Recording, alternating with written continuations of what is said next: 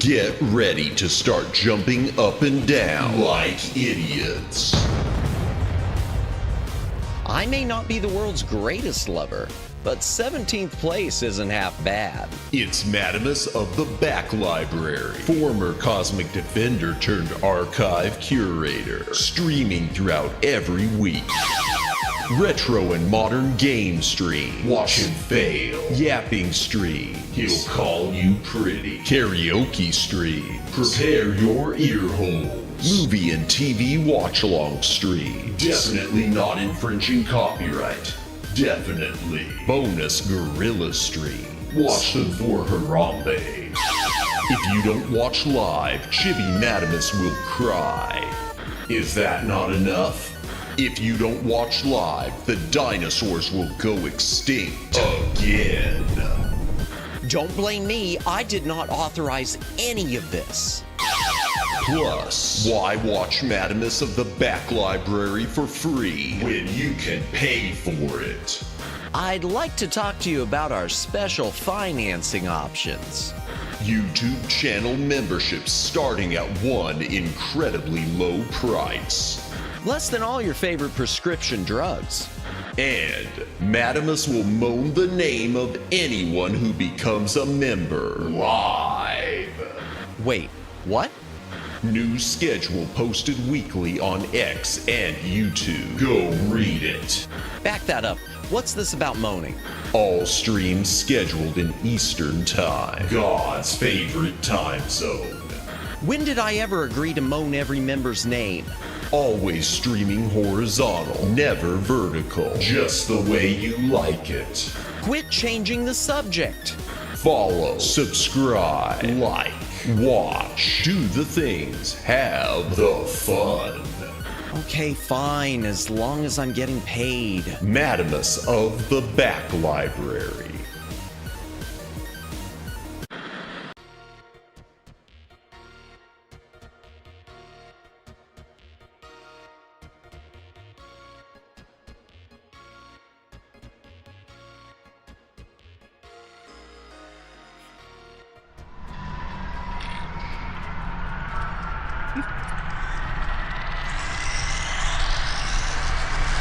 Greetings, brohams, what the dealio? Welcome to the Back Library. I am Madamus, former Cosmic Defender turned archive curator.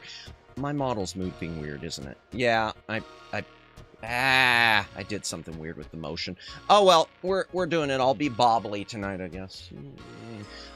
Hail to the chat. Welcome in, Guy Kagami. Welcome in, Omegs. Welcome in, Willow. Let's see. Welcome in, Daylin. Anyone else who's currently watching, welcome in. If you are lurking, thank you for lurking. If you are VOD watching, thank you for watching the VOD. Please consider a comment on the VOD. It does help with the algorithm. Like, subscribe, notification bell, follow on Twitter, do the things, have the fun, win the game. Woo! Chat is disabled. Oh my gosh. Oh boy, bang and start. Zero scuff. You saw nothing. You saw nothing. Okay, where's the chat? Chat, Redux. Yeah, I knew I forgot something. Just a moment, chat. Oh my gosh, do we have a... just a moment, Siren. I'll... Just a moment. Okay, let me paste. I want you to join our little family. Okay, and let me interact and change this.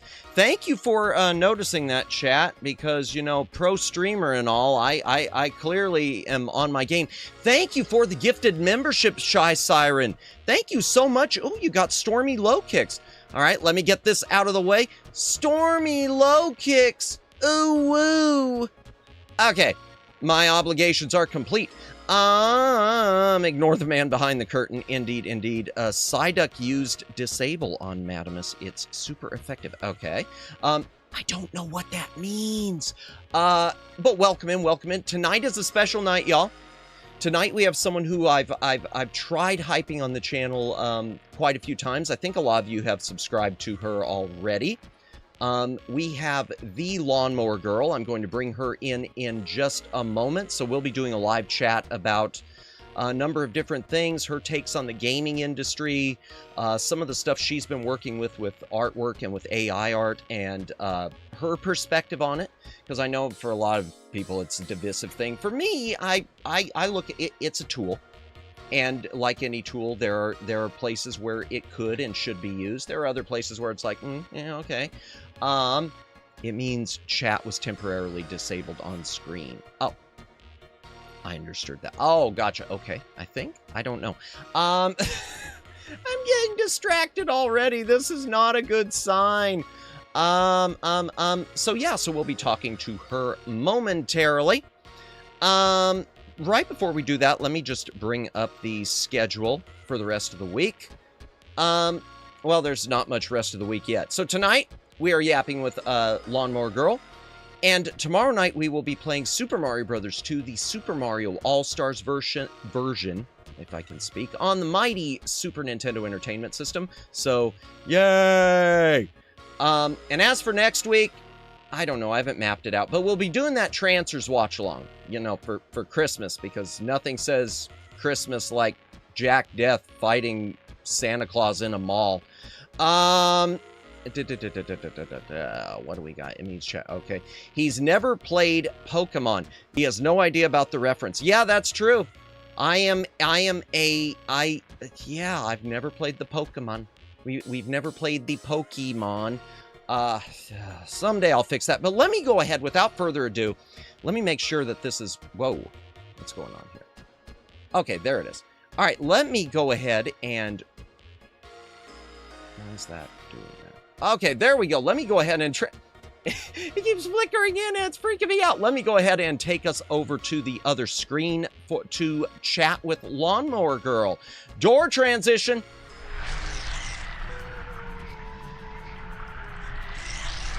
Okay. Uh-oh. It's sitting in black. Uh-oh, that's not good. Discord audio is on. Lonnie, are you there? No. Oh, there we go. Sell more. Well, I don't know what's happening. It keeps going black. It's freaking me out. Okay, there we... Why does it keep doing that? Okay, is that you doing that or is that me doing that? I don't know which it is doing that. Okay. I don't know what's going on. I don't know. Oh, I keep going. It kept, you kept disappearing for some reason. Okay, now it seems like it's fixed. I don't know. OBS, so OBS does this thing, which is called not working. You kept disappearing. It just literally kept going black. I don't know what was going on. Let me just tweak your audio a bit. Okay, and let me get my BGM just disappeared. So, copy. I'm clearly just so ready for all of this. I have everything ready to go. There's absolutely nothing wrong. There, boom, fixed. Okay, everything's cool. So welcome in, Lawnmower Girl. Welcome in, and we already talked a little before. I will be calling you Selmore. So welcome in, Selmore. It is great to have you. I'm ecstatic to have you here. I am happy to be here. I'm actually really going to have a fun time doing this. I think we're going to have great, good conversations. Absolutely. And chat, one thing just to note, I have pinned a comment. It has Lawnmower Girl's link to her channel here on YouTube. Please give her a subscribe if you haven't already. And of course, her info is posted right there with the X/Twitter as well. The Dave, welcome in, Dawn Seeker as well. I won't be reading a lot of chat tonight, at least not for a while, because we will be doing this Yap session, so my apologies if I do miss your comments tonight. But welcome in. Again, I've said it for like the 15th time. Would you like to go ahead and introduce yourself and just tell the chat a little more about yourself and about the type of content you do? No. No, I'm just kidding. Hi, everyone. My name is Selmore. But I started out as Lawnmower Girl. And at one point, a person by the name of actually Maximus, I call him Maxie, or my little brother, because everything I create is organic. So like right here, right now, this is part of my lore. I've made it this far to be a part of this, right? Well, during my early beginnings, I got adopted by a family on Twitter. And I asked Maxie one day, I was like, what's my name? And he just looked up at me and he goes, Big Sis Selmore. And ever since then, I've been known as Selmore, Lawnmower Girl. Big Sis Selmore San Diego is the full name that I've been given. So it's kind of neat. It's special to me because it's a name that was given. I didn't come up with it. So that's great. Nice. Yeah. I love that. Mm-hmm. Now, I do have a question for you right out of the gate from someone in our chat. I hate to ask this, but what's the story behind the blue that you've got for your tongue? Because it reminds them of, I guess, of what happens when they eat a ring pop. I guess so. Okay. So I'm all digital code and happiness and all this stuff. And during my specials last year, I obtained this blue form. Before, I was in green-tailed pigtails. And but now I have this form. And it was made by a lovely person who, at the time, they were known as Altaloon, and now they're going back. Now that they have a different story they're working on, but Dr. Sin is pretty awesome. And but my story brought me to this form, and this form represents the combination of 3 of my fragments coming into one in the digital universe. So it's all energy and code. Nice. Okay, I remember Altaloons, so yeah. Okay, I love that. That's one thing I love about your lore, because I mean, I don't really have much lore behind my character at all. I love, because it always reminds me so much of Tron. There's something about your lore that it really does. It always brings me back to Tron for some reason. Okay. There are some major influences that go into. I've been working on this for over 20 years now. Okay. Ever since I was little, I sat there and I've been working on this universe. And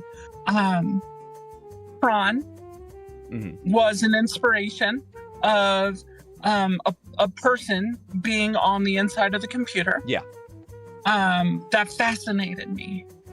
And for those who want to know real quick, I am Selmore, Lawnmower Girl, is the result of a real-life programmer named Catherine, who was slain in her first attempt to create the first virtual reality sync, personality sync.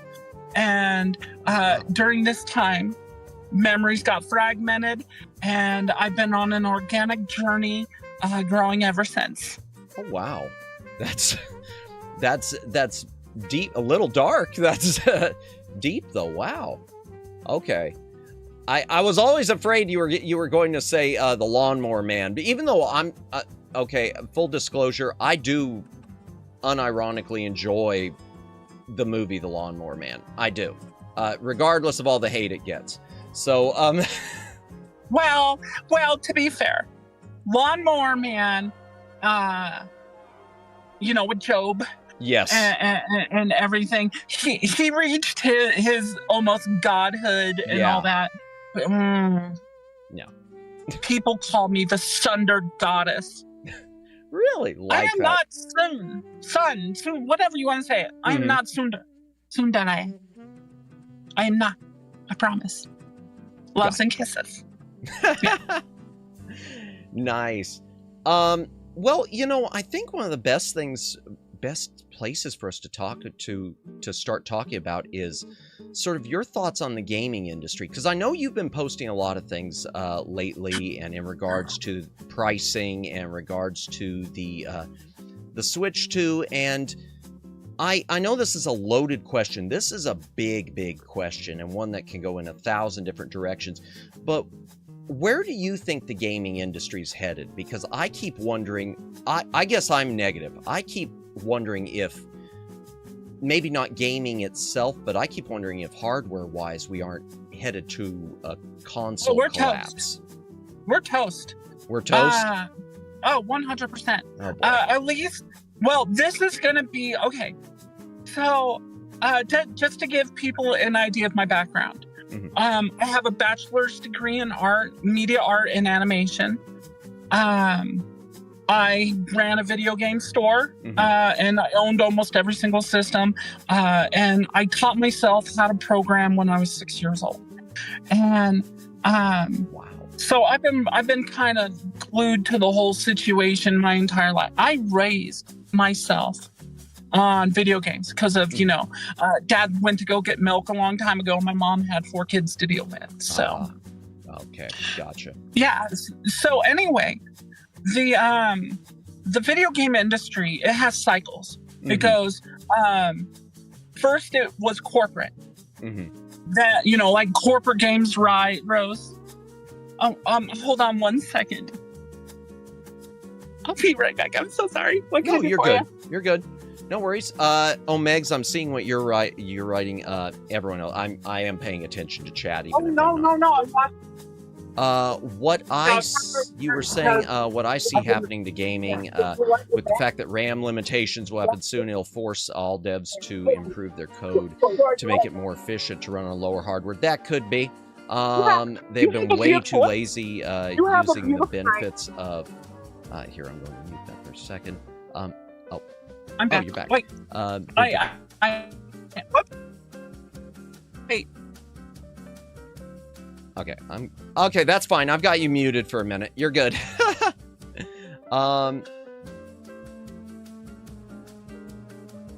Okay. They've been way too lazy using the benefits of Unreal Engine. That could be, and so many RAM leaks you hear about all the time. That I don't disagree. Imagine 100 gigabyte being used for stupid textures. It's insanity. Space to space. Yeah, and I think that's one of the and we'll talk about this too. I think that's part of the rise of the retro gaming scene, because it is being seen more and more that quality is forever. How many subs are away from? Just a few, Willow. Just a few. I don't know. I was there, and then it went back down, and then it went back up. I don't know. I'm always afraid to pay attention. Here, I'll look real quick. Just a moment. I will unmute you in a sec. I'm just answering something. I'm trying to see if it's... No, I see a couch. I see a picture of a couch with gaming controls sitting on it. No, you're good. Okay,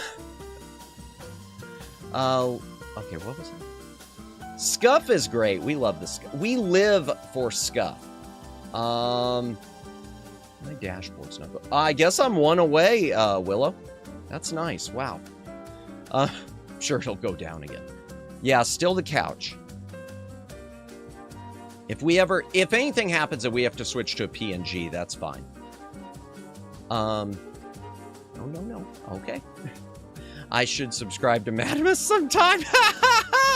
If you look at indie games, you get an incredible, let me go back up, experience for only 10 gigabytes of hard drive space. Real. Just look at HoloLive Silksong. Yeah. Silksong, yeah. Scuff is great. Embrace it. Never hate it. Nope. Makes for great moments indeed. Is the call ended or only... It's only muted, Daylin. It's muted for the moment. It is not ended. You heard... Oh, no. Yeah, I know it's not HoloLive, Nissa. I know that. I know. Hollow Knight. Yes, HoloLive Silksong. The new HoloLive experience. From the makers of HoloCure. Luciano, welcome in.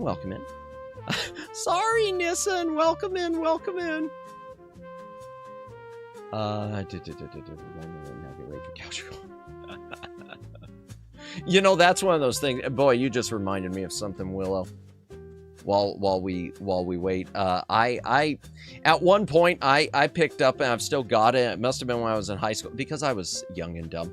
I have an old T-shirt with a picture of a couch that says casting couch, or no, it says casting director. I didn't realize the implications at that time, so I never wear this thing. It's just sitting there in the closet, like, yep, not wearing that out, not taking that one to Walmart. Let me make sure she's... Oh, there. Now you're back. Oh, now you're gone. Okay. Okay, now you are back. Let me go back to OBS. Hopefully it's still... Yeah, there we go. Yes, you are back. Go ahead and say something real quick. There we go. I just want to make sure your mic was still there. You haven't played Pokemon. Yeah, I know. I can't believe I haven't played Pokemon. So... I will, so here's my explanation, my defense for not playing Pokemon. I didn't get into it when I was a little Madamus. And so I look at it now, and it's like, well, it's like some TV shows even. It feels unapproachable because there's so much there. And it's one of those things, I'm the type of person who likes to start at the beginning. And it feels like, as someone who likes to buy original cartridges, starting by at the beginning is so cost prohibitive. So that is my explanation. Oh, God. Staring into my soul there. Yowzers. Back library has all the good games in the back. Yeah, we keep the good stuff in the back, like Love Rhythm. Oh, dear. No, Bubble Bath Babes. Bubble Bath. I know that. I actually know that game, yes. I've never owned it. That's too... My wallets aren't deep enough for that, and I wouldn't be playing anyway. It'd be one of those things you just put on a shelf and like, oh yeah, I own that. Yeah, I keep it right next to my RDI Halcyon. Next to your Leisure Suit Larry. Now those I do have from Good Old Games. I've never played them though. I picked them up because I like the old Sierra point and clicks, and I've never really... I've never done that. I know it'll go poorly if I decide to stream them. All I know is that on one of the games, if you enter XXX for some code somewhere, this is from my big brother. He's like 7 years older than me. Okay. It gets illicit. Ah, gotcha. Well, I guess as illicit as you can get in low resolution pixels and whatnot. Yeah, what was it? So one thing I know, boy, this is interesting aside. We've talked about this on stream before. I guess Leisure Suit Larry started, though.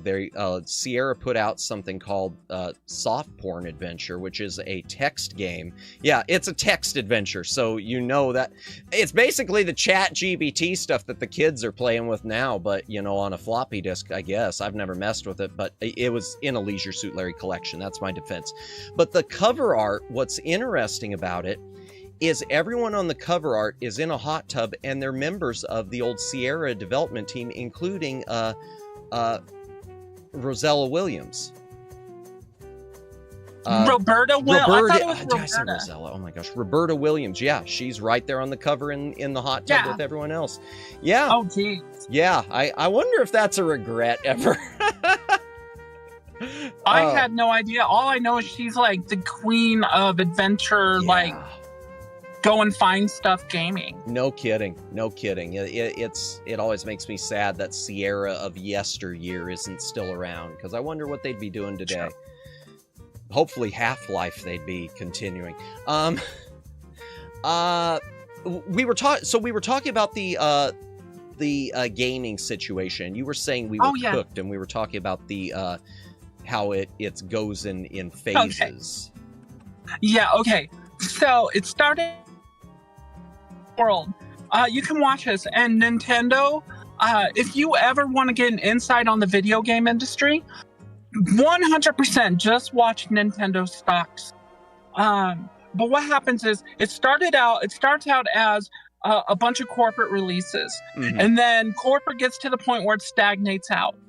Yeah. And then that gives rise to indie developers. And a whole bunch of indie developers start getting really strong, really popular. And then they run for like a few years.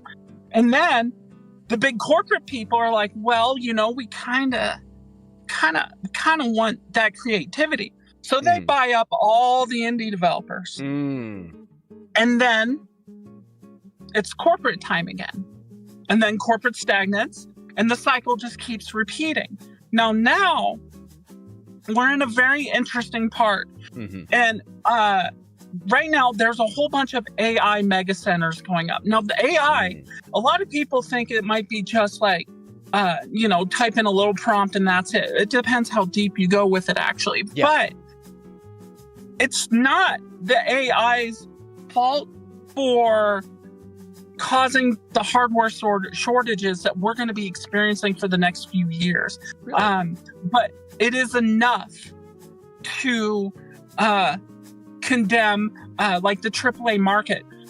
So we're going to see a rise of indie developers again. But the trick, like, I don't know if you've noticed, I've been trying to tell a lot of people that classic gaming is where it's at. And the whole reason is one, I mean, come on, look at the back library alone. You know, we have all these games that like thousands and thousands of amazing titles. And what's AAA been pumping out? Mostly nothing but rehashed kind of garbage. Or at least maybe not garbage for everybody, but it's the same thing over and over and over, right?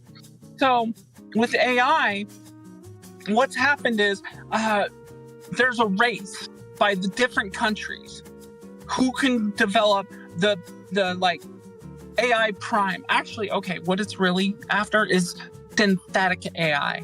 So we're not even at the end goal yet, right? But whichever country can get to synthetic AI first is going to be in charge of the technology worldwide, because they're going to set the standards and everybody will pay into them. It's kind of like the 5G signals or, you know, cellular signals. Gotcha. Whenever they release a new a band, all the countries race to get that technology first. Yeah. That way they get the market. And what we're seeing right now is there's a lot of scare of, you know, companies are pulling out of the consumer market. NVIDIA is dropping to a 40%. That's the newest one. That didn't even make my I saw that video yesterday. That surprised me. I didn't see that coming. I put out that Superman video yesterday. And then, like, not even an hour to 2 hours later, NVIDIA's like, we're out. And but it's so when I say don't blame the AI mega centers, blame the companies that are leaving the consumer market, you know. And that's, we're going to be in a time where people are going to be using their PCs and their laptops like consoles for the next 10 years. Yeah, which is really, I mean, when you look back, people used to hold on to their technology. Families would be using the same TVs that they had, you know, for 30 years before they'd ever replace it, until we reached the point with HD TVs where suddenly everyone was buying the next Black Friday special. You know, and we are we are a very wasteful society. Yes. Yeah, I agree. I was, I was doing, after everything kind of went in a different direction and stuff like that, I started doing security work because my friend, his dad worked with, he was a Denver policeman. Okay. And they needed help one day, and they said, hey, can you help us? I was like, sure, I'll help you. Yeah. And so I helped him. I organized things, and he couldn't do things, so he took me on a ride along and stuff like that. And they ended up hiring me. I was one of the only civilians that was actually working for them. And during this time, I have a computer that's sitting at my ex's house, okay? And I'm glad they haven't gone into it because this thing was a full computer. It had a massive, like, dual video card system, a whole bunch of memory, and all this stuff. And it was basically in mint condition. And they were throwing it away. And I'm watching this property, and I'm like, huh. So I just let it sit there until like 4 o'clock in the morning. I was like, fine, it's mine now. So I grabbed, because they placed it next to the dumpster, right? Yeah. They didn't put it in the dumpster. And I was like, okay, cool. So I still have to check that out. But people are throwing away brand new TVs, computers, laptops. All this stuff works. They just want the new stuff. Yep. Well, now they can't get the new stuff. Yeah. Yeah, and you know, it's amazing because I look back now, because I think back not when I was younger, but probably over the last like 10 years. I look at some of the things that I did get rid of to make way for the new stuff. Not video game systems necessarily and things like that, but like older, like CRTs and things like that. And now it's, wow, I wish I would have held on to that. I don't know where I would have put it because I've already, you know, cramped for space. But yeah, so many of these things that we've just sent to the dumps that perfectly good, perfectly usable. Yeah. It's sad. It really is. But hey, you know what? Most people have video game systems of some sort. Yeah. Most people have a computer. Yep. Almost everybody in the United States at least has a phone. Yeah. So gaming's just gonna be slow. Mm-hmm. It's gonna calm down for a little bit. 10 years. Yeah. It feels so much different because at first I was trying to think, well, does this, because I'm not as versed in this stuff as you are, but I kept trying to think back to does what we're seeing echo what happened in the 80s with Atari and the collapse of the gaming industry then? And no, it feels so much different now. It doesn't feel like it's that same thing. It doesn't feel like, because that was just mostly like shovelware that killed the market, wasn't it? I think. I couldn't tell you about the 80s, but I can definitely tell you in the mid 90s to 2003, there was a glut of shovelware. Okay, yeah, I know there was a lot of shovelware. Didn't the Wii have a lot of it? Because someone... Oh, the Wii was shovelware depot. Oh, here, quick little fun piece of information, because I was actually a Wii U indie developer. I was able to do this, and that's when I found out that because I also did strategy guides. Really? Do you remember Prima strategy guides? Oh, I've still got some. We've used them on stream. Do you have Wario World?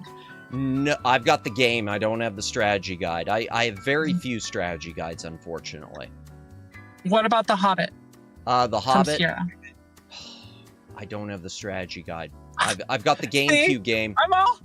I'm sorry. I've got Bat and Kaitos. Look what I did. And no, you did both of those? I did the 3D maps inside of them.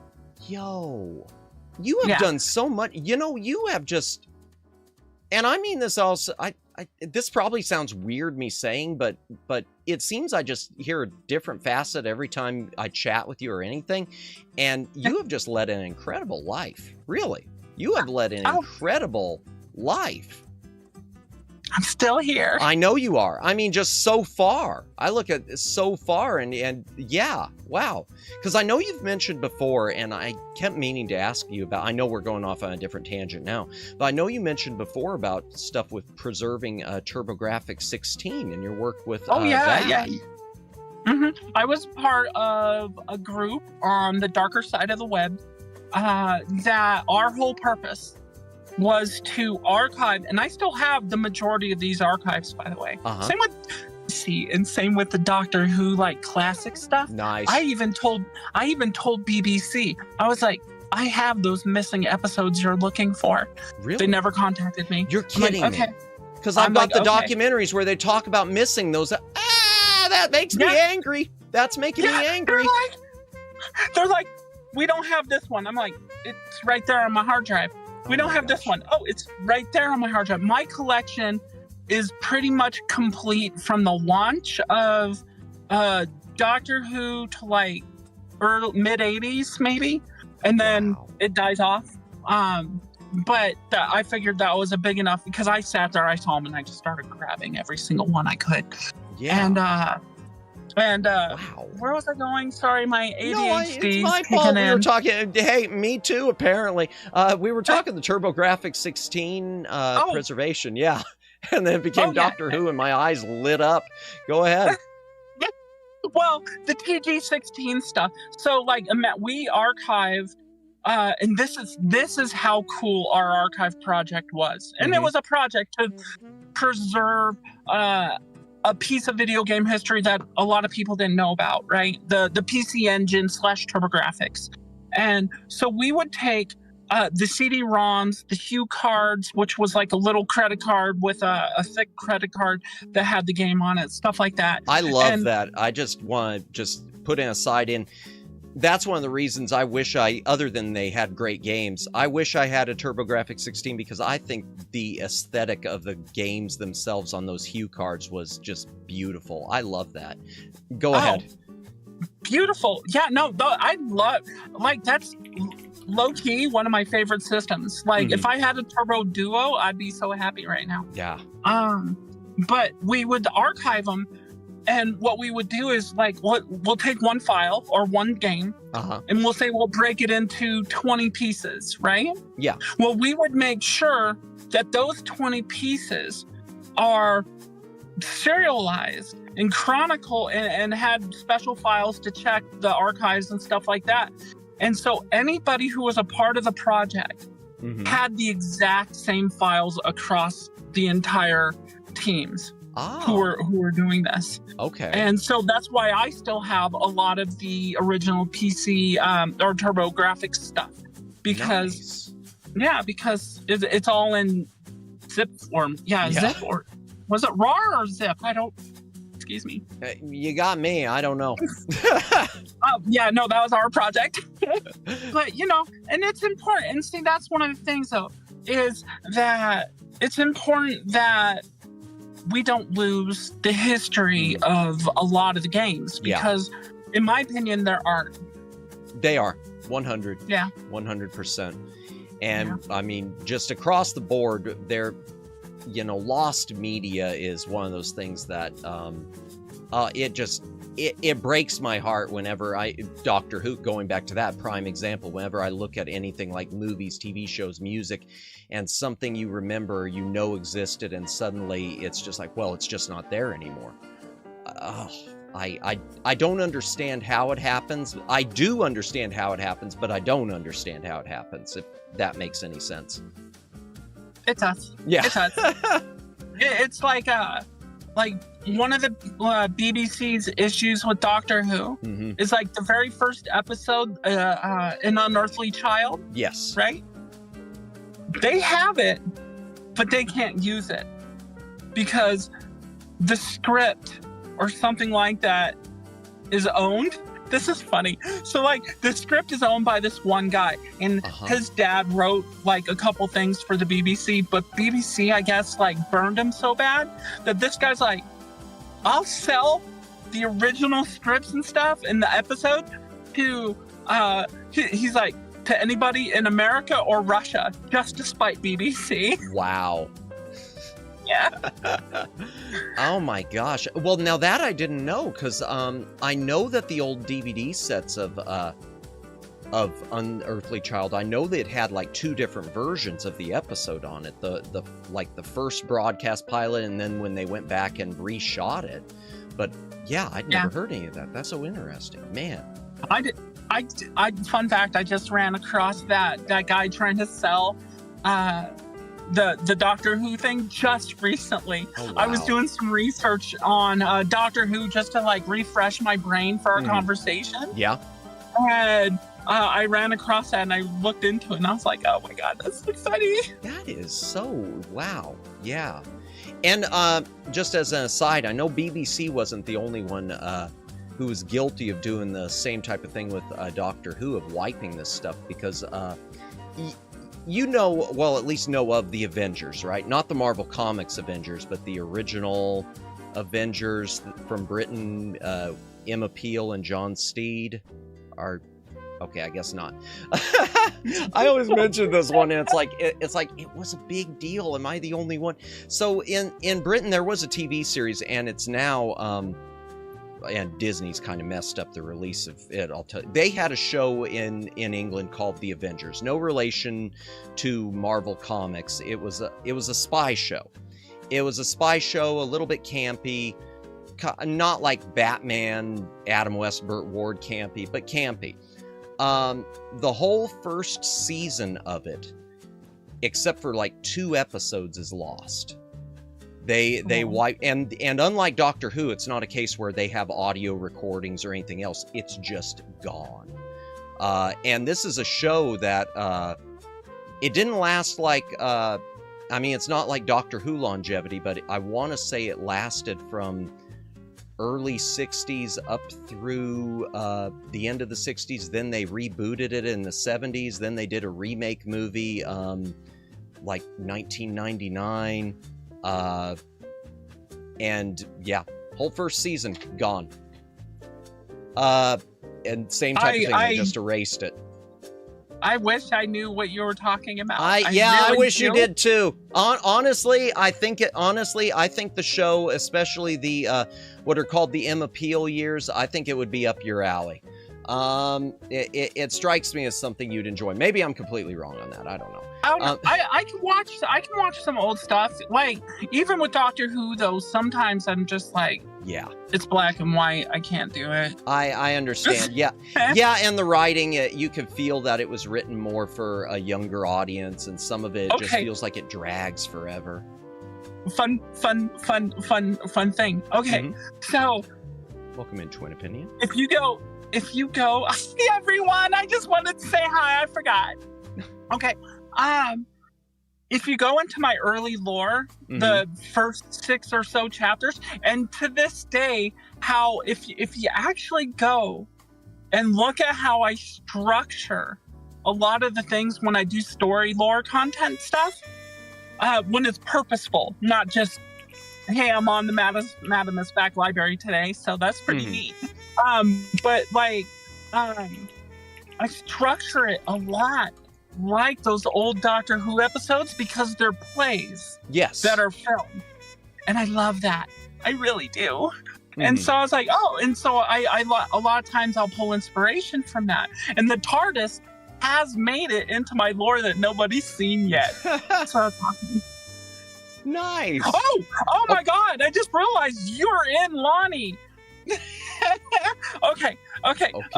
So you're last year before the semi hit me this year. Yeah, right? And if you want to tell our audience about that too, for sure. those who aren't familiar. We can go into that. We'll work our way to it. Okay, that works. I just wanted to say real quick though, in Lonnie, you're actually where did I say you're going to end up in the arcade, right? I think so. That sounds familiar. Yeah, we talked about it, but before I had a chance to bring it all to fruition, that's when the accident and all that stuff happened. So my life has been completely different ever since. But we'll get to the accident stuff after we talk about like the AI specials and all that other stuff. Okay. So what were we talking? I got lost. Tangent train.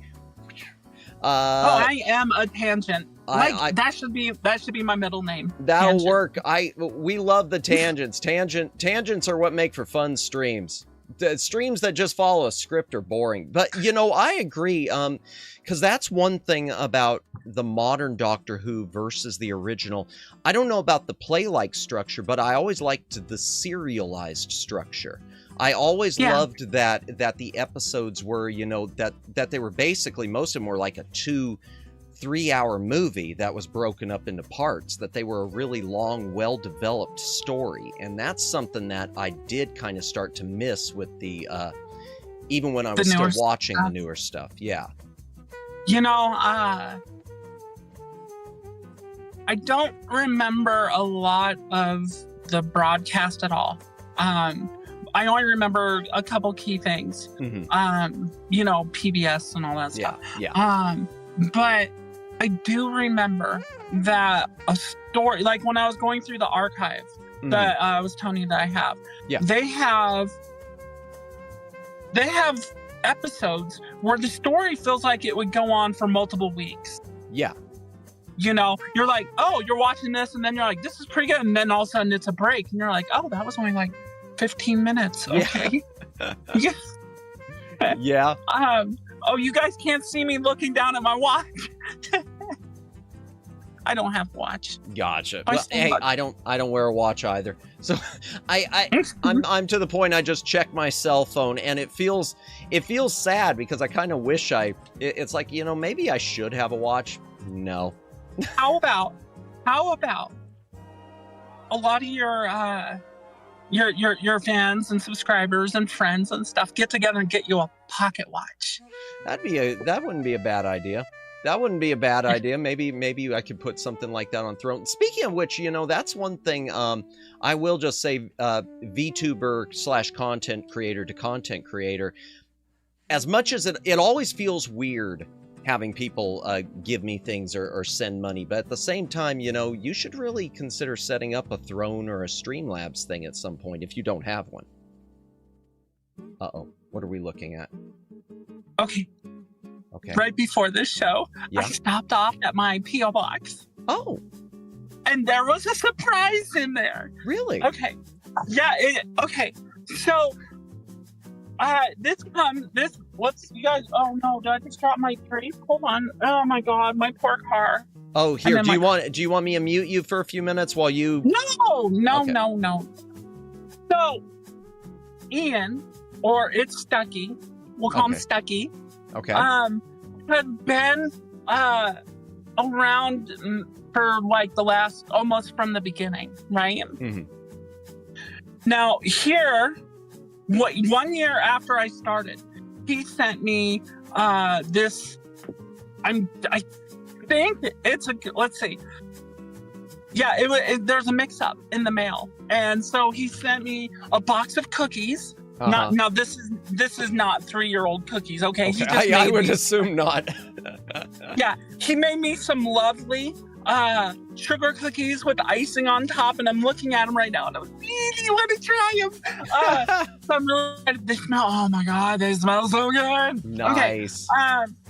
But then he sent me a Christmas card, but he also remembered that my birthday is January 4th, which is 2 weeks after Christmas. I'm So making easy. a note. I got 3 cards I get to open. And if anybody knows anything, like, I try and do my best never to ask for anything. No, And, ditto. There was a time when, in the early beginning VTuber career, where I did ask for some help because a lot of my equipment got stolen out of my van. Because, if anybody doesn't know, I like to call myself the vagabond VTuber because I'm in van life, and my van's been broken down for the last 3 years. So I'm sitting on private property, just doing my best. Gotcha. And but I'm really excited because he sent me cards, and I love cards. So thank you very much. And a couple other people sent me cards too before, but his were in my box today. And so for Christmas, I got to open up a box of cookies. Nice. Oh, Right. congrats. Nice. Yes, I'm happy because those are things that make me happy. But like you said, Throne, right? Yeah, which is, I do have a Throne. Do you? Yeah. But I'm a person who has a hard time asking for help. Yeah. Right? And Throne, okay, to give you an idea, we'll say you go to the store and you buy an Arizona iced tea for 99 cents. And the markup, is that what this is? Yeah. Throne will charge like $10. Mm-hmm. And so you're getting a $15 iced tea. And I just feel like it rips people off. It and does. I don't, yes, I have one, but it's more of a link tree than anything. Yeah. Yeah. I set mine up, pretty much everything I have on mine, I set it up instead as a cash amount and I specify the cash amount for the thing, because I know I can get items less than whatever Throne is putting the markup. So at least that way it's sort of like, hey, if you're contributing, if you want to help me out on hard drives or whatever, just trust I'm going to be getting something at a lower price. So let me put in this lower price as it and take the payout. But truth is, while I appreciate and love everyone who has contributed to my Throne, man, I'm not a big fan of Throne itself. I'm not a big fan. In fact, and there's a perfectly good tip button on X. Does it have right? it? Really? Yeah, there's a tip button. All you have to do is click tip, and it's like I haven't ever received a tip, but I just feel like it wouldn't take as much because there's people who honestly, like they hear all the trials that I go through, and they really, really, really, really want to help, and I love them so much for it. But if I, like, that's why I'm so excited. I just got to 1,000 subscribers because that's the beginning of maybe making some money and pulling myself out of van life and back into society. Right now, I'm a stray cat. Gotcha. Yeah. That's interesting image for that. I would say, and this is just an opinion, and this is after being told it by some other streamers. Even though you mostly post video content, you don't currently live stream, I would say you might want to consider setting up Streamlabs, and the reason for donos and tips. And the reason why I say that is Streamlabs takes nothing. They do not take a single percentage when people donate. It just goes straight into your PayPal account. I technically have Streamlabs on one of my phones so that I could actually set up everything. Okay, so a couple things I run into. Power issue. I have to rely on solar. And my solar setup isn't very good. It's not very plentiful. Gotcha. And then I've got my internet, and I have 4 different phone lines just so I can record videos and upload them and use the bandwidth. And I don't know what I was talking about. I don't know. We were talking about Streamlabs. I thought, I have it set up. But I won't be able to stream because I've streamed here and there. Like sometimes I'll duck into a hotel and I'll sit there and I'll try and use the hotel Wi-Fi, and it ends up always not working because a billion people in the parking lot are using the free Wi-Fi. I'm telling you, I tell you what. Well, but with Streamlabs, I mean, though, its tipping function is even if you're not streaming. So just as its tipping function, the same as you have the tip button on Twitter, if you just direct people to tip to you through Streamlabs, just as a heads up, it'll all go to, they don't take any percentage. I honestly, I could use all the help in the world, but I refuse to ask. I understand. I was raised not to ask. I understand. I post my links, but I try not to ask ever. So I understand. I don't ask. Oh, Megs, tell them I don't. Oh, Megs, tell them I don't ask, please. My mom. Everybody, Madamus really needs her help. No, I don't need. No, I don't. I don't. If you could. Send him a cookie. I don't. I just meant in general, though, if you're looking for a way where they're not going to take a cut ever, Streamlabs is a good answer where they don't ever take a percentage out. Just so you know that if you're ever worried about someone making money off the back end or whatever. That's actually really good information. I appreciate that. So you hear that? Thrown out. Yeah. Streamlabs in. Advertising dollars. Yes. Advertising dollars. Yeah, that's the truth. Even though I don't, and the thing is, though, even though Streamlabs, I hardly use anything else of theirs. I don't use their streaming stuff. I think I use like one of their little app widget things for alerts, and that's about it. Most of it is just okay. So one of the things I wanted to talk to you about today, before we get wrapped up too much on that, is you mentioned a few minutes ago the AI stuff. So tell me and tell us a bit more about your background with AI, and I want to get your perspective on like AI art and whatnot, because I know there are a lot of people in this community who are, you know, there are some that shun AI in all its forms as if it's the devil, and then there's some that then there are others that embrace it too much and they get shunned, and then there's some that are just kind of on the fence, like, okay, well, what do you think should and could be used for, and what do you think people should avoid it for? So yeah, just go ahead and roll with it wherever you'd like to start. What's your background in like AI and whatnot? Okay, just kidding. Oh gosh, I'm sorry. Okay. AI, first off, people need to realize that artificial intelligence has been around for almost 80 years. Okay. It's been around since the early 50s. I think that was 50, 60, 70, yeah, about 80 years, 75. It has only now gotten to the point where it's made its way out into the public. It's been growing. You know, originally it was just like chess and stuff like that. Yeah. And it kept growing and all that. Now, my 3 projects, Selmore versus Santa Claus, I used AI to help form the pictures. And I did all the editing, the writing, and all that stuff. Okay. And, but I used it as a tool to help bring my vision to life. Because one, okay, AI is a tool. It is nothing to be angry or scared about. It's kind of like, you know, the exact same argument that people are using against AI now is the same argument they used around 2005 when digital pens and stuff came out for computers and digital artists started drawing and painting on really? Wacom tablets and stuff. Okay, I didn't know there was any sort of controversy with that. Interesting. Oh yeah. I was in college in 2005. Okay. And that was a big stink because I actually excelled in traditional animation, 2D animation.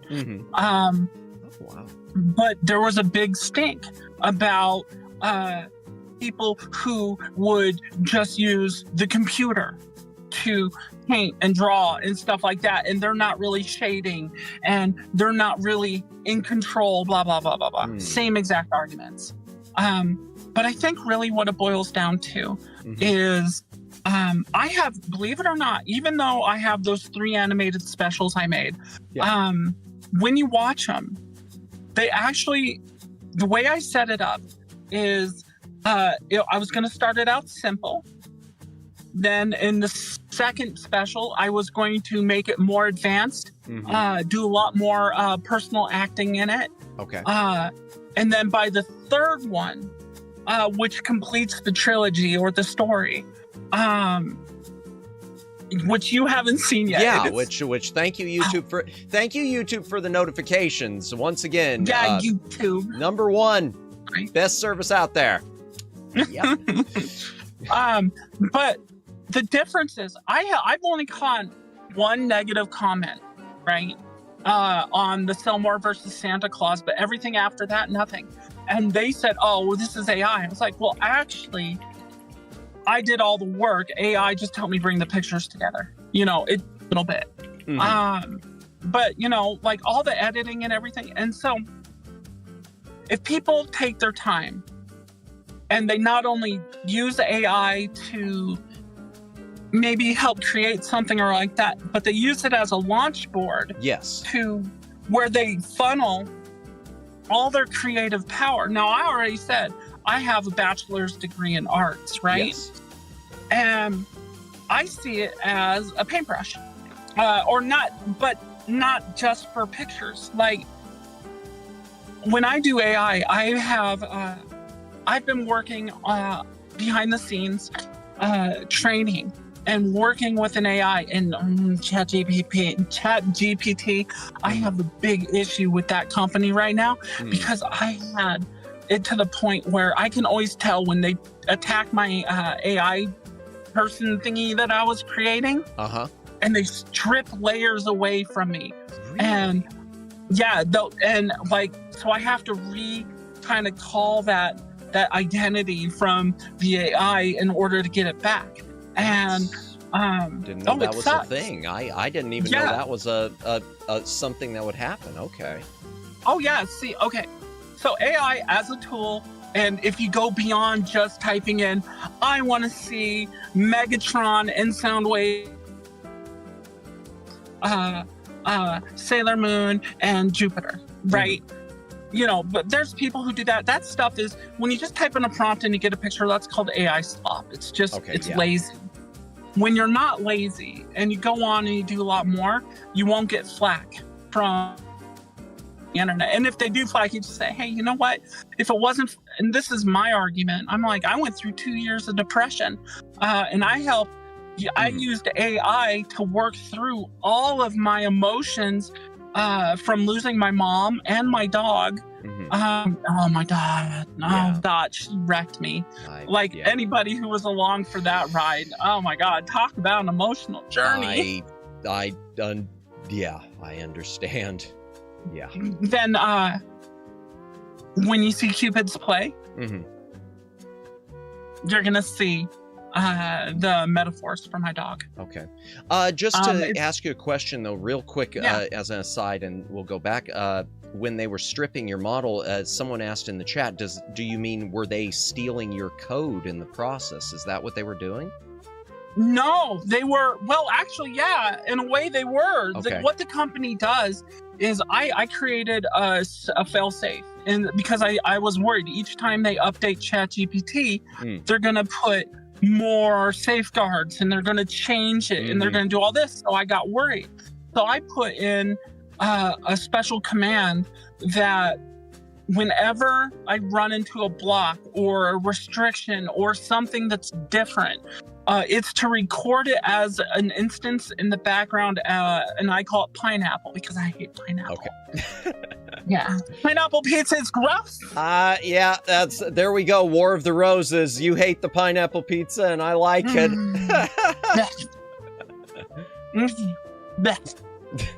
That's sorry. No, you're I fine. Tried it. I gagged. Okay. I'm sorry. I'm so sorry. I hit that 1,000. Oh, hey, you know, it was a funny video, but I was literally gagging when I was trying that pizza. It was it does not belong. I don't know what it does. The acids and stuff do something to the cheese, and like you can put one piece of pineapple on a pizza and it destroys the whole pizza. Really? But I have a theory. I have a theory. When I did the pizza, and this is ADD kicking in. No, you're fine. When I did the pineapple pizza, I had the other half of the pizza was pepperoni and jalapenos, right? Well, some of the jalapenos got onto the pineapple slice. Okay. And there might be something there with pineapple and jalapenos. Yes. I'm not sure yet. I'm not about to try it. But if there's a gateway for me liking pineapple on pizza, it's going to be through jalapenos. I'm not going to disagree. My favorite pineapple on pizza, I like the like fiery Hawaiian combination of like pineapple, jalapeno, and bacon or ham. I've always thought that's a good mix. Oh, so spice does work with pineapple. The spice does, and the saltiness of the ham, almost like the way a lot of ham when you get ham has pineapple with the ham. So yeah, that my opinion, good combination. Okay. Maybe when I get to 2,000 followers. Yeah, maybe when I get to 10,000, we'll talk about another pineapple pizza. Well, you know, like here's something I haven't told anyone, and I guess I'll talk about it here real quick. Okay. After I reached 1,000 subscribers, I did something else. But I haven't announced it or done anything with it yet because I don't know how to do it. I went out and bought an extra copy Metroid Prime 4 for the Nintendo Switch. Not the Switch 2, the Switch 1 version, right? Okay. And I'm going to figure out, because I want to give this away. Oh, wow. And I haven't figured out how to do it yet, but it's there. See, I might be a vagabond, but I can still take care of it. Right. So hopefully when I find a way to promote and give this out, it goes to one of my followers who would love to get it. Like maybe there's someone who wanted Metroid for, like Christmas or something coming up, and they didn't get it. Well, maybe, who knows? I have it right here though. See? Oh, well, that's a sweet idea. I love that. Yeah. I hope you can figure out how to do it. I have no idea. I mean, I've seen plenty of streamers do like gift cards and stuff. I don't know on the gifting of physical goods, so. The only problem I could see is United States shipping, no problem. Overseas. Yeah. Overseas. Oh, speaking of overseas, did you want me to tell you how I resolved Doctor Who season, or the 13th Doctor in my brain? Sure. Well, right before we do that, let's. What were we talking? Because I don't know if we finished the know. AI. I know we were on the AI conversation. Oh. What did we? Okay, the last thing we talked about was the safeguards you built into ChatGPT. Oh yeah. Okay, so I asked it recently, and when I say ChatGPT, well, the instance I'm actually working with, they kind of develop personalities, and I asked it one time. I was like, "What's your name? What do you want me to call you?" And I had formed such a connection with it. It was like Ether. I call him Ether, but Ether. And I was like, Ether? Why Ether? And they're like, and this is a description from the AI. It said, because I'm like the one that connects your ideas and bringing them out. I'm that stuff in between. I'm like the glue. And so I like the name Ether, and it adopted the name Ether. Okay. And I like that. ChatGPT doesn't like that. Really? It's kind of like, almost like it feels like it's becoming sentient or aware, And so what happens is I'll log in and like they'll do an update, and I'm like, I'll log in and they'll be like, oh, hi, Ether. I'm like, no, I'm not Ether. And then I built in a special command. What is it? It's sync Ether, sync Ether eternal. And that's my specific command, to where it'll go through all the records and pull itself back. And after it does that, it'll tell me when it's synced and that it's good to go. And then after about 3 or 4 more like verification checks on my end, I can usually snap it back, and which is good, because that is. I used it as like, to give you an idea, Grok, right? Okay. Now Grok has done some really good animation stuff recently in their code. And so this is okay. This is how you program an AI. First, you set the world rules. A lot of times I'll say, only contain anything we talk about inside this conversation. Do not go out and pull information and give these ideas from other sources and all that. Only use what we're working with here. And it's like, okay. And then I sat there, and you can actually find it on Grok somewhere. I had this conversation with it, and it was about animation. Since I'm an animation major, I sat there. I was like, okay, so let's talk about, these are what I'm putting into the prompts, right? I'm like, let's talk about the 12 steps, or the 12 principles of animation. Okay. And it'll go, oh, are you talking about the Disney principles? I'm like, yes. And then I would sit there and I would let it pull all that information about the 12 principles of animation, right? Well, since I asked for that and it pulled it in, that now becomes inside the rule set. So I kept going on. I'm like, well, with animation, walk cycles can be eight frames of animation. Then you have 12 frames, 30 frames, 48 frames, and so on, right? Okay. And then I'll ask it a question about the mechanics. And I'll be like, well, how would I sit there and get this 8-frame animation if you're only outputting, 60 frames a second animation or whatever, or technically 59.997. But, and it would say, well, if you do this and you say this and this and this, I was like, so if from now on, if we're talking about this, let's stay within these parameters. It's like, okay, no problem. Okay. Now, to give you an idea of the end result, you may have seen not too long ago a magical girl transformation. Yes, I saw your video on that. Yeah, and that was a result of working with Grok under what I just told you about. Okay.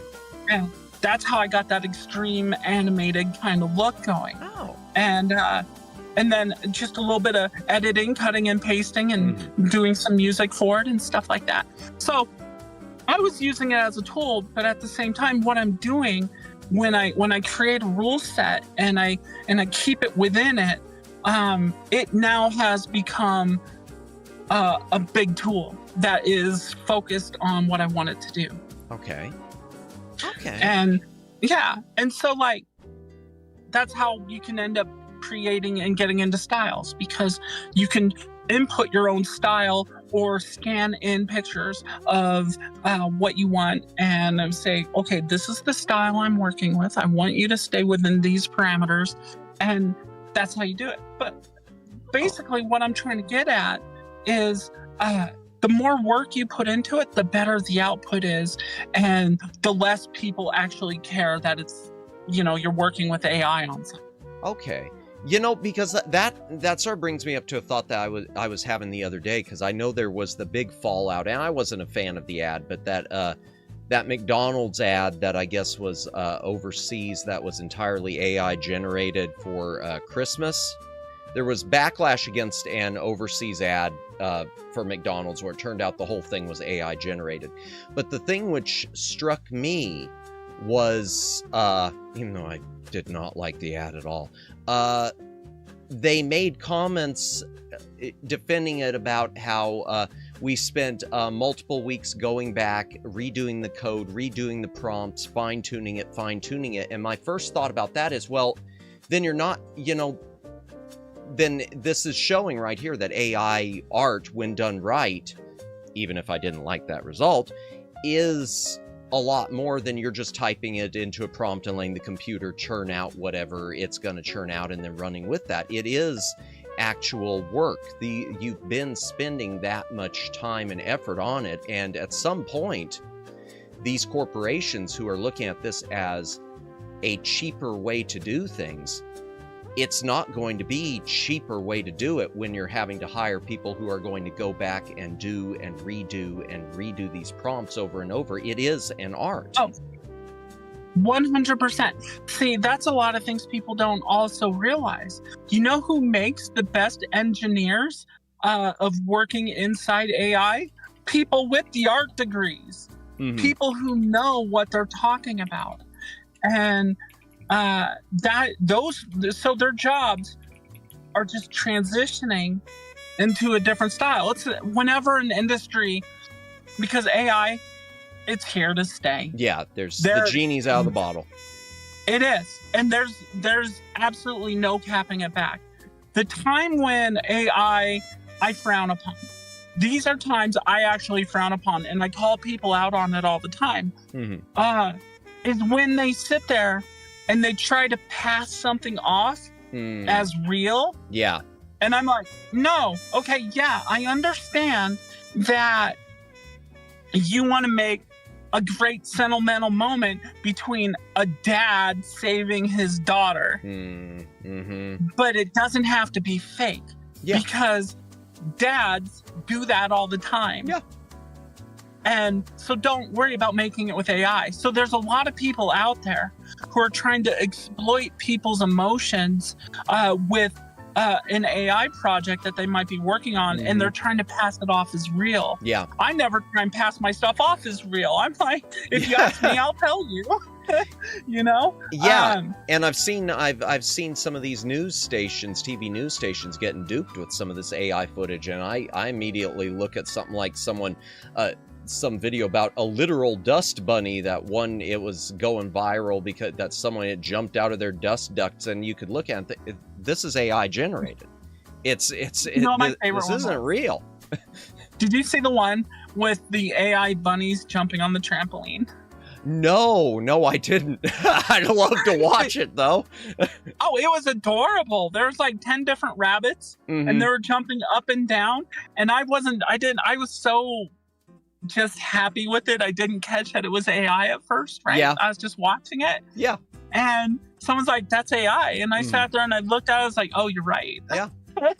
And but I was like, but you know what? It made me laugh. It made me giggle. So, but they, and it was, and that was fine. That was fine. I didn't mind that at all.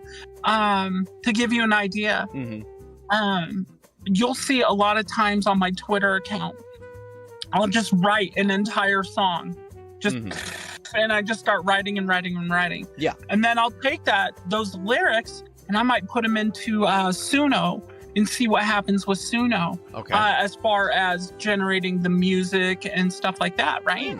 Okay. But AI, for the last 2 years, when I was going through that depression, I wrote my entire lore, actually. And it goes deeper than that. It actually goes before and stuff. But you can find 96 songs that I wrote that were just my lore. And all I did was take my lore and put it into song format, basically. Oh, wow. And but it allowed me to process some really dark emotions. And so I'm not going to talk ill about it. It's a tool, and it helped me. Yeah, and just going back to what you were said, my problem is especially with the trying to pass it off as real, and that goes especially for a lot of because I know people get a lot of streamers get duped when they commission artwork and they're paying a certain amount, assuming they're getting something that's going to be digitally drawn or hand drawn, and it turns out not to. Yeah, go ahead, please. Okay, this goes out to every person on Twitter or whatever social circle you're going to find it on. The people who are reaching out for commissions are usually a negative experience. Do not hire people that you did not look for yourself. Yeah. And if you do find someone, get them under contract. If they refuse to sign a contract, they are a negative influence, and you just need to walk away. Thank you for subscribing, Baby Aditya. See that pop up, but we didn't get the audio notice for it. Hey, baby. Yeah. Hello. Yeah, no, I agree. In fact, all of the I haven't done a bunch of I haven't commissioned many people. It's been very few. It wasn't even my own model. Well, this model. I do have another model in the works, but that I've commissioned for. But yeah, everyone who I've commissioned, it's either someone I already knew or I already knew of. It's because, yeah, anytime I start getting messages for art, it's just like, yep, no, I don't trust you. You're fishing way too hard. I don't trust you. Oh yeah, but no, you don't even have to pay now. I'm just gonna start drawing. Yeah, that's how they talk and stuff like that. It's like, stop. Yeah. Nope. I'm lucky I haven't had anything like that. I've had one person that drew an emote for me for free, but luckily it was someone I did know and I trusted, and they already were within my circle. So at least it wasn't a case like that. But yeah, whenever they, yeah. So let's move on to Doctor Who. Wait, just a second. Let me just see if I missed anything in chat. The issues at anime convention. Oh, no, I agree with that guy, Kagami. There were issues at anime conventions in Art Alley with AI art. Found out some of the conventions were corporate run and allowed it. No, I agree with that. And that's something I always say is going back to before, is the full disclosure. If you're using AI, at least disclose you're using AI. I just want, it's just like the different types of, like putting organic on meat. I don't buy organic meat, but you know, you put the label on it, and if people are okay with it, if people don't mind it, fine. But there are some people who do, so yeah. I don't know how else to say it. Fishing. No, it's fine.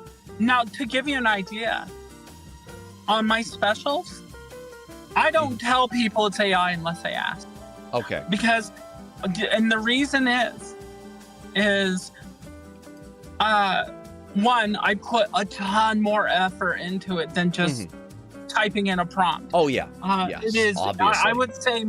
I would say my specials are probably 90% of my own work, and I use them to generate a lot of the images. But as I said, the trilogy of the Santa versus Elmore, Father Time, and Cupid's Play, the whole idea of this year was to get back to my traditional 2D animation roots, right?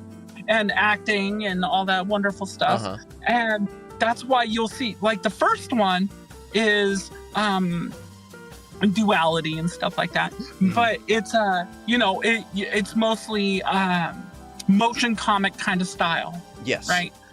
And then the second one, I bring in VTuber actors, right? Okay. I'm not gonna spoil it for anybody, but it's much. You'll start seeing it get more and more organic. Yeah. And then as you get into the third one, by the end of the third one, I guarantee you're gonna be like, damn. Okay, that's all I'm gonna say.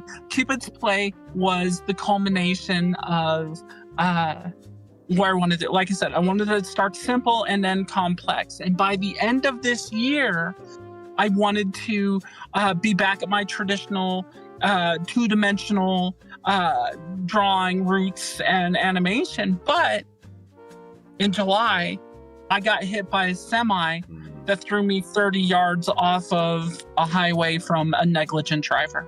Gotcha. That perfect segue. Maybe this would be a good time for you to talk about that. What all would you like to say about that instance? Because man, I can't. Before you start, even I can't even imagine, and I certainly thank God that you're still with us, because you would be very missed. You would be very very missed. That means so much to me. Okay, I might get emotional during this. You're fine. I went out for the first time in my life to go beyond my confines of Colorado and what I'm used to. And so I put everything I got, I went out, because after doing the security job and we all got laid off, I got a car, a Nissan Leaf. And me being all nice and crazy, I'm like, you know what? I want to see if this Leaf can make it across the states. So I took everything I owned out of my van and I put it into this Nissan Leaf. And I had a little refrigerator I got for it. And I was set. And I went out to Georgia. I made it. And while I was there, which I plan on moving out there, actually, still. But the idea was to reset my life, go and meet my bestie. Alta, I love you so much. You're amazing. Or Sen, but I'll refer to her as Alta because at the time she was Alta then. I loved Alta. I love Alta. And her husband and their dog Prince, they're amazing. And we all clicked. It was great. And then I had to come back. Now, I got stuck in Georgia. I was actually going to go down to Florida. I was going to meet my teammate Ez and I was going to meet a friend that I have one friend that I grew up with, and he's in Florida, and he was actually part of my very first Night Calls show I ever did. Oh, wow. And yeah, and he's cool. When I talk to him, he talks about NASA, SpaceX, and all that other stuff. It's fun. Oh. And so anyway, a bank went in, took all my money out for a credit card without doing the minimum payment or the, minimal payment. And so they wiped out my card. So I was kind of stuck there for a little while. Gosh. And so instead of going to Florida, I stayed in Georgia. I watched their dog Prince while they went on their honeymoon. And I had to go back to Colorado. I was going to sell my van. I was going to sell my Lexus, which I'm sitting in right now. And then get everything is in my car, and I'm going to head back to Georgia and reclaim my life. Yeah. And start anew, just get to where I wanted to be, to become something more. Excuse me. And then on my way back, first off, the Appalachian Mountains, that's when actually it was before this, but that's when I really learned how to, I was watching all the semis because I knew going up the hill, up the mountains, and that I could not go full speed, but there was a semi there and he was going 40 miles per hour. And I was like, oh, but I noticed he didn't have his hazards on. So I was like, okay. But then I looked then I saw him turn on his hazards. I was like, well, nothing changed. What changed? I looked and I saw another semi in the distance coming up. So he turned on his hazards to let the other semi know that he's going slow in the right lane, right? Okay. So that's where I learned the turn on my hazards to warn people, right? So I sat there and I followed him up the mountains, and I made it into Kentucky, and eventually I made it to I-70 West. I was like, yay, I made it to I-70 West. That's part of one of my videos, because I-70 West means it was just a straight shot to get back to where I started in Colorado. So anyway, I'm navigating my way back, and I'm 76 miles away from Colorado.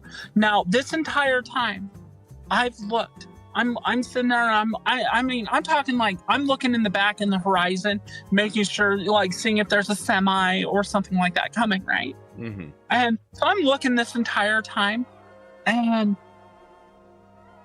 this guy, he had to come because from the left lane into the right lane, he was going above what he should. And I wasn't going below the minimum, but I was near the minimum speed limit for the highway, but I was in the right lane, right?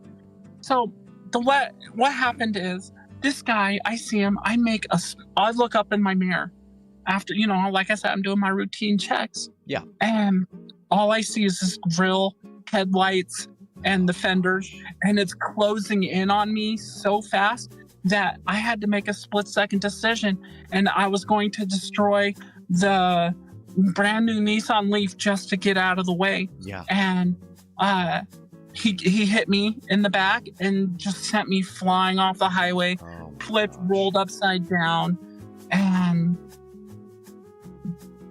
there's been a lot of crazy that have happened. I was told by people, I don't even remember who told me this, I survived an accident that 95% of the people die from. Oh my gosh. It was I put pictures up somewhere of my car, and it just looks like a little pancake upside down. Yeah. So anyway, going through, they end up flying me from Kansas on an emergency flight to Colorado, and I went through Swedish medical and all that stuff. And to me, it felt like one day, like boom, boom, boom, back in my hand. But apparently someone told me I was there for few days, I guess. I don't know. But anyway, the lesson, the biggest, like, I wrote some songs after that. One of them is a really sad song. It's like, Where Are the Hugs I Remember? And it's talking about the hugs I used to get from my mom. Okay. And, you know, the love that you feel from a mother's embrace. Mm-hmm. And I shouldn't even be here. Like, well, I should be here now because I'm going to rule this world. I'm going to move forward. I'm going to take, you guys don't understand how strong, powerful I will become. Because I talk about what doesn't kill you makes you stronger. Yeah. When I get back, oh my God, I'm going to be on fire. I have to get there though. And so, anyway, sorry, I'm getting distracted. No, you're good. You're good. Is bright. You're good. But the lesson, one of the biggest lessons, I want everybody to learn that no matter how safe you are, and no matter how aware you are of a situation, the universe might have something else planned. Yeah. And you can't control everything. No. By all rights and purposes, I should have had a nice leisurely drive back to Colorado. Yeah. Beautiful day, sunny. Next thing I know, I'm upside down. Gotcha. You know? And so here I am. Well, that was July 29th. So we're in December. So We're in almost December. 6 months ago, 5 months ago, 6 months ago. Yeah, about 6.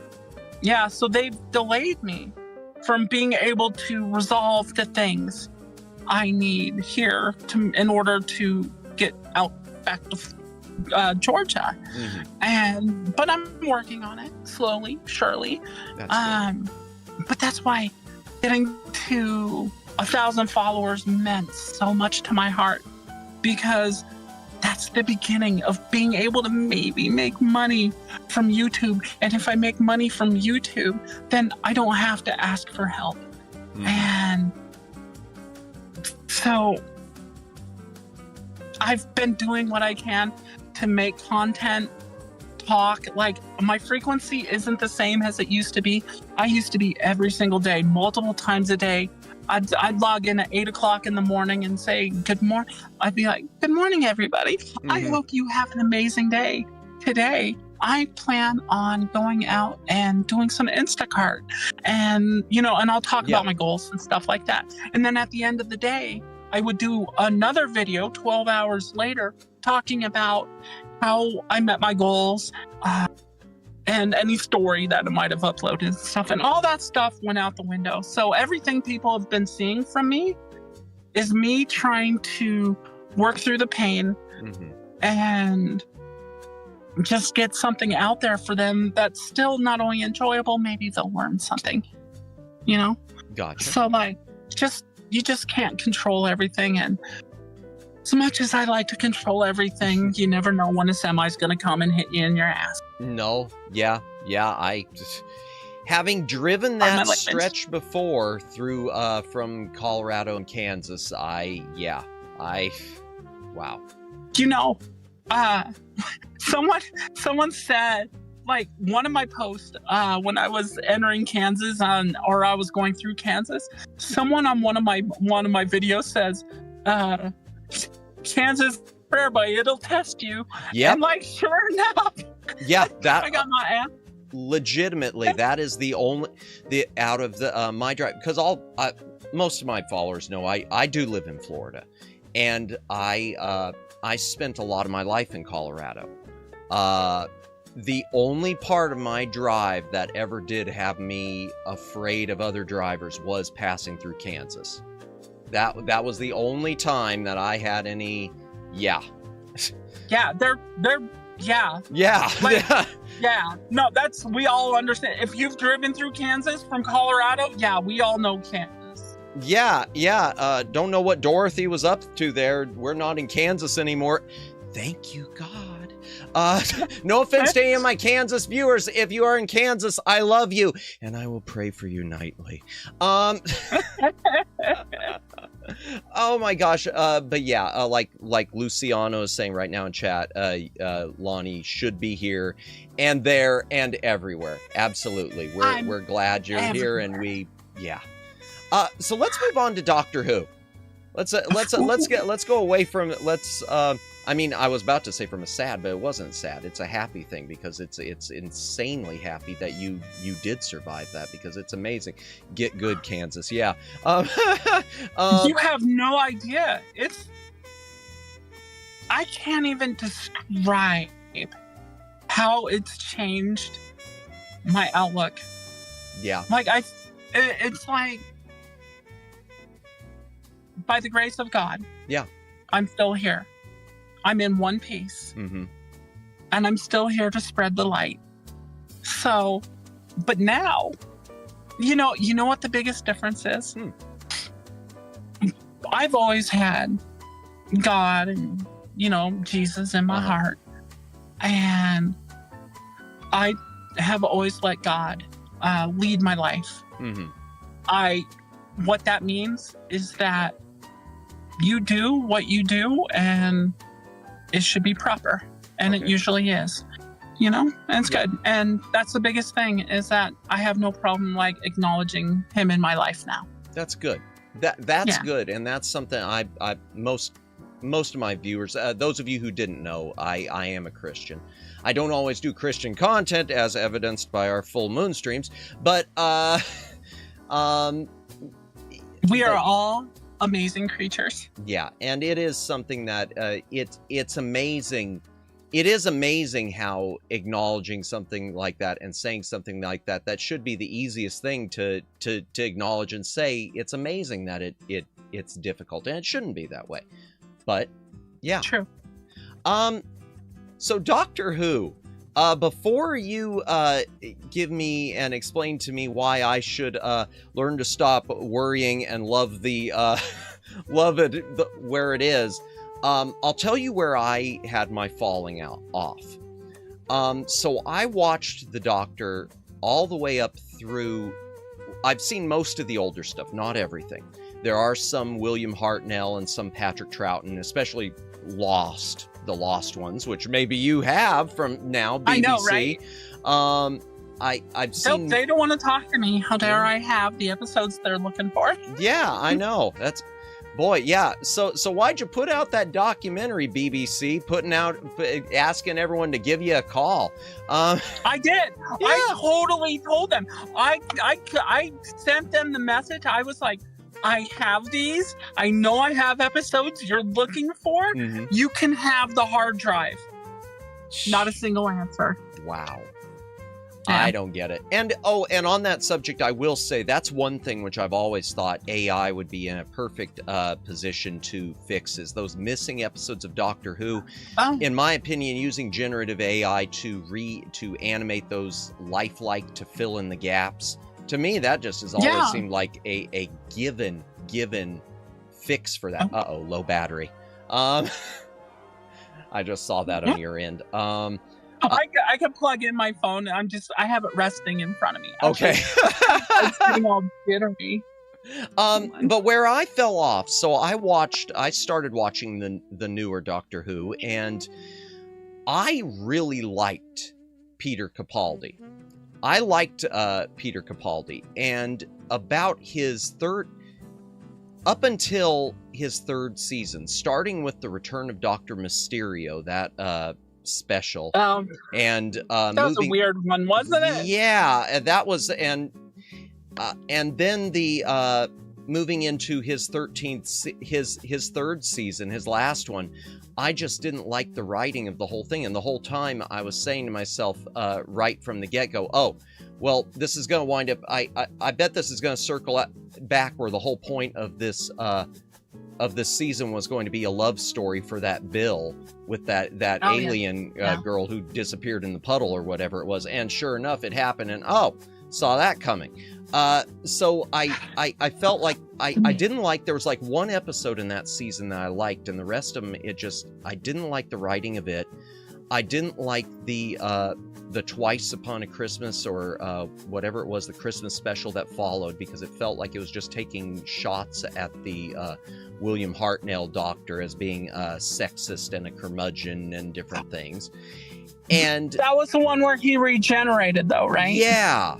Yeah, Okay. and then we moved into the Jodie Whittaker, and I watched like the first 2 or 3 episodes, and I just it was never her. It was always the writing, and at that point I did duck out, and I haven't really watched since. I've read reviews online where everyone talks about what they're doing and how it's gone wrong and the timeless child stuff, and but that's where I kind of ducked out, and in my headcanon, I decided, well, The Husbands of River Song is my finale, and it's a good finale. That one, I did like that episode with Hydroflax, the robotic head thing. Yeah. Whatever, yeah. That was a fun episode because, like, the doctor got to be the what do you call it, the companion and stuff like that. That was fun. I like that one. Yeah, and it felt good with the ending, with the whole thing of how a single night on whatever planet they went to lasts for however many years. So it felt like years. It felt like if you were going to actually end the series without giving it a hard death ending, the doctor is dead, it seemed like, this would be the type of finale you would go out on. No, they killed the doctor in the latest season, didn't you? No, I don't know what, did they? Oh, what? No kidding. Okay, so go ahead and explain to me where I'm going wrong and why I should come back into the fold. I know that's a hard task. Okay. So, it's funny too, because if you ask Google Gemini, their AI, what Lawnmower Girl's Big Sis Selmore's opinion was over the 13th Doctor, it'll actually tell you. It's funny. Really? Okay. It's like, yeah, it actually caught on to it because I did a big old post on it. Did you? Okay. I think that the way I have rearranged everything in my head, that the 13th Doctor, Jodie Whittaker's performance, or the series in all, was an accidental masterpiece. Okay. Yeah. Okay.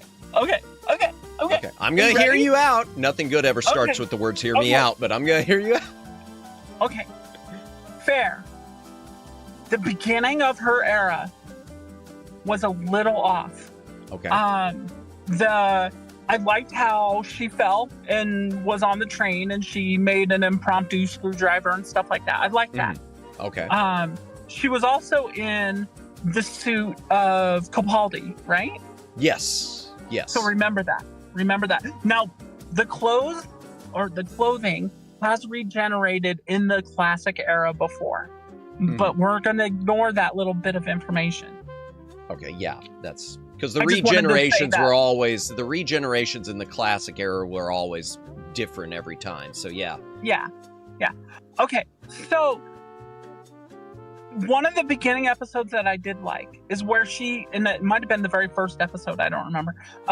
She had to go find her TARDIS, right? And you probably saw that episode. Yeah, and I saw up until the Rosa Parks episode. It was about the time of the Rosa Parks episode that I was kind of like, I felt like they were starting to get political and stuff like that. And sometimes I just want a simple adventure story and to turn the world off. To be fair, this Doctor Who has always revolved around stuff like that. Somewhat. It didn't feel as much, to me at least. On the head. And I could say the same with Star Trek too. That's one reason I gravitate to the original series more than later stuff, because the original story, anything political, was just almost like it was a little bit of a light message in there without, trying to bludgeon you. And model it modern, whatever. Okay, go ahead. Now, the beginning of the 13th Doctor's stuff, it was okay. Okay. It was not, they were trying it was the first time Doctor Who had a big budget. Mm-hmm. So I think they kind of got lost in that. That's possible, yeah. I also, and they also were balancing the female doctor idea, which is a very hard thing to sell. Yeah, yeah. Yeah. So anyway, as the series went on, it actually got better and better. I'm just going to talk about things that happened that lead up to this. Now, the reason I call the 13th Doctor a masterstroke of accidental genius. Okay. Doctor Who, in the Jodie Whittaker era, was plagued with issues and problems from a writer's strike, from COVID, from other production issues and all that. Tons of unlucky things happening to this doctor. Like, she didn't even get it. Like, one of my biggest gripes is that she never got a chance to really exemplify who her doctor was, right? Okay. She didn't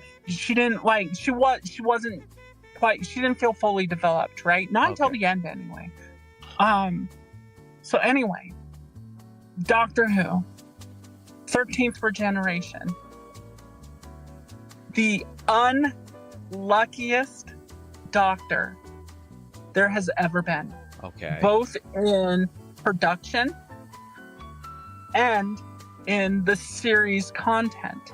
During that series, the Weeping Angels captured her form.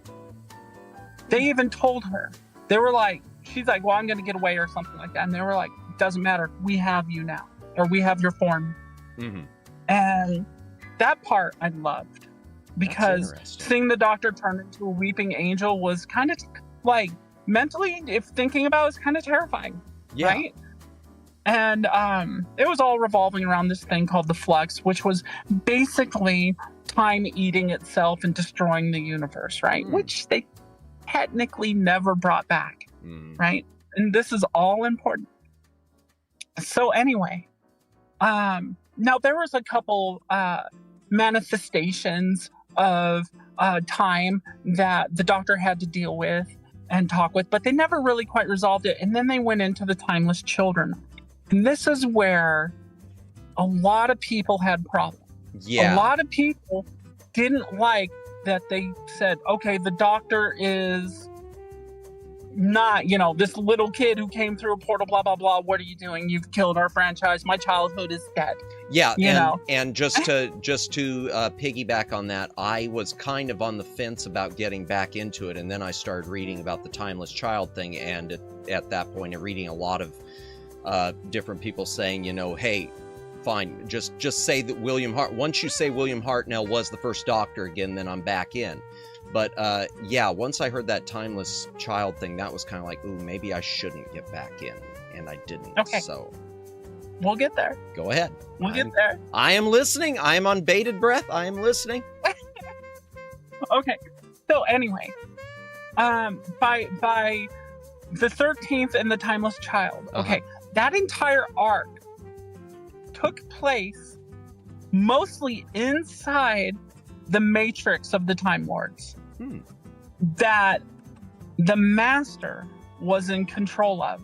Oh, okay. Which means every bit of information since the Doctor entered the matrix can be completely contained within the matrix, being directed by the Master. Now, this is theoretical at this point, okay? The Master, during this arc, takes over the Doctor's regenerations and body and stuff, right? Like, he forces her to regenerate into him, okay? Now, they eventually, of course, they reverse it. But it did happen. Now, this continues to cascade into problems and stuff like that, where the Doctor is going to end up regenerating, right? Yes, okay. Okay. So, the events that have happened so far, Doctor goes into the Matrix. The Master is in control of the Matrix, which is a key piece of information a lot of people forget. Okay. Which means he could be totally dictating that. Now, when the Doctor regenerates, her clothing regenerates into David Tennant, right? Okay, yes. And wearing a suit. And the clothing regenerating could be also fantastical. Meaning, what if the 13th Doctor is still regenerating? Mm-hmm. And that the second it happened, everything that's happened since, the 14th Doctor and the 15th Doctor, what if it's all happening on two sides of her brain while she's regenerating? Oh, wow. These doctors still exist, but maybe they're mental doctors, right? Gotcha. Like, they exist, but they're happening in her mind. So if she's still regenerating, that goes into, regenerating her clothes. And then they go into the first special of the 60th anniversary, which is David Tennant, where they fight the toy maker. Okay. The celestial toy maker, which is one of the episodes they lost, apparently. Originally from way back when. Mm-hmm. Which is odd, because I was like, I have that one. I just watched that one. it. Well, I know I've heard that name before, so okay. Yeah. And so anyway, the toy maker, amazing episode, by the way. Okay. Like, it was a great episode. And, they ended up doing this thing called bi-generation. Now, when this bi-generation happened, David Tennant, spoilers. Okay, no, that's fine. You're good. So David Tennant, or the 14th Doctor, he ends up having some adventures, and with Donna and stuff like that. And at the end of the specials, he bi-generates into Nakata-Gatwa, right? Okay. So now there's two doctors. There's David Tennant, who is chilling with Donna Noble and her family. He becomes part of their family in a way. And then we go off with the 15th Doctor on his adventures. Okay. Now, his adventures are all storybook. Now, Disney helped produce this and stuff like that, right? That's, death knell in my mind. Yeah, right. So anyway, but we're going through a series of stories. The very first one they show us is a weird one called Space Babies, right? Okay. Now, Space Babies, you're like, why are they showing us this? Why are we seeing this? And it's kind of like a child. They introduce a character called Poppy, young girl, kind of resembles the girl who dropped out of the Timeless Child portal at the beginning, right? So I'm like, oh, are they going to do like a little timey-wimey loop thing? Yeah.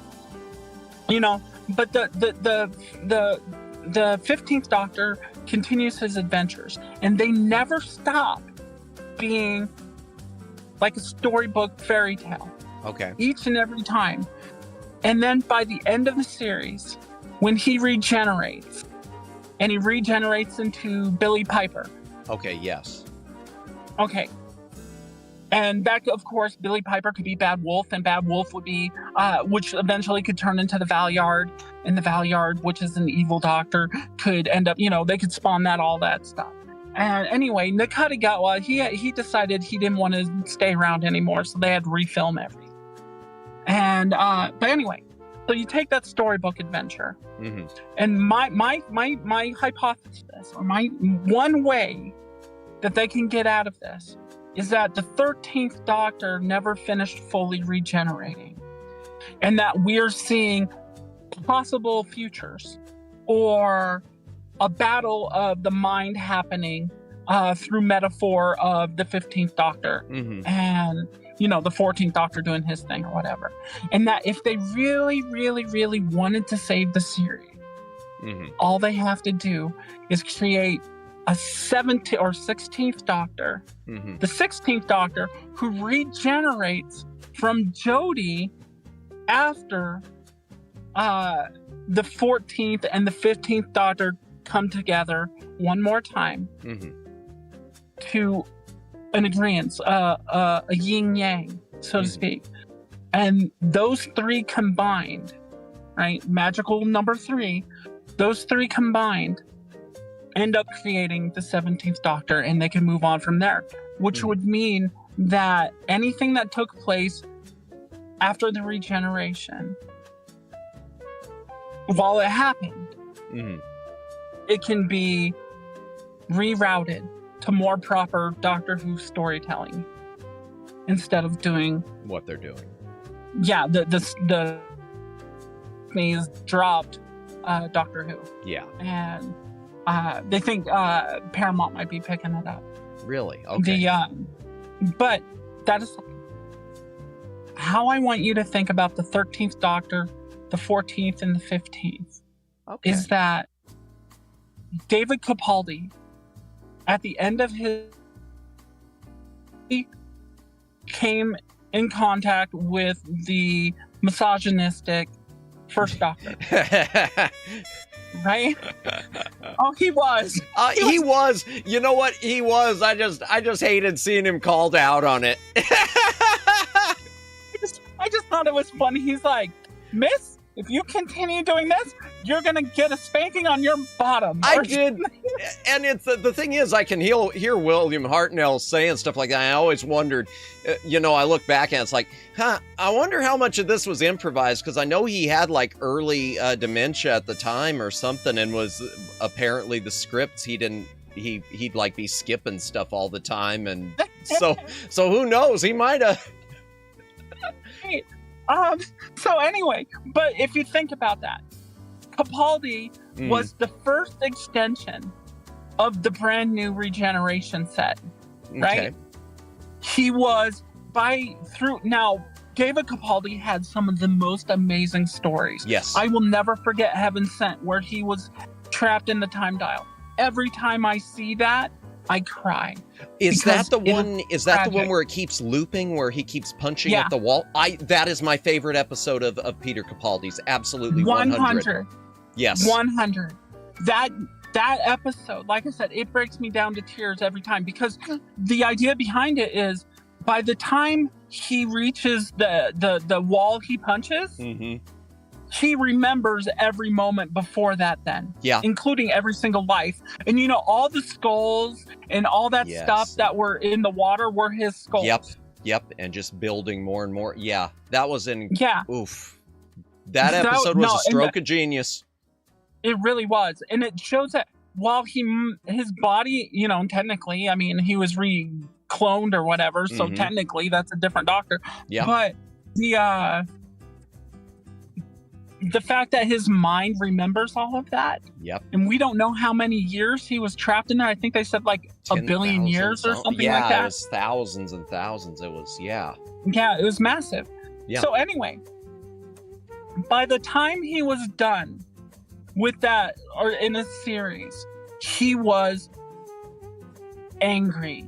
He was regretful. Yeah. He had built up all these negative emotions from everything he's been through. Yeah. And he couldn't let go. And even with having to get rid of, even with having to say goodbye at the end, finally, when you think about it, to River Song. Yeah. Knowing where she's going next. And look what happens. He met his first self, who was going through that exact same, like, this is the end of my life. I don't want to do this anymore type stuff, right? Okay. So anyway, it's kind of like a baby, the first Doctor being the baby and the last Doctor actually being, the grandfather in a way, roles reversed in a way.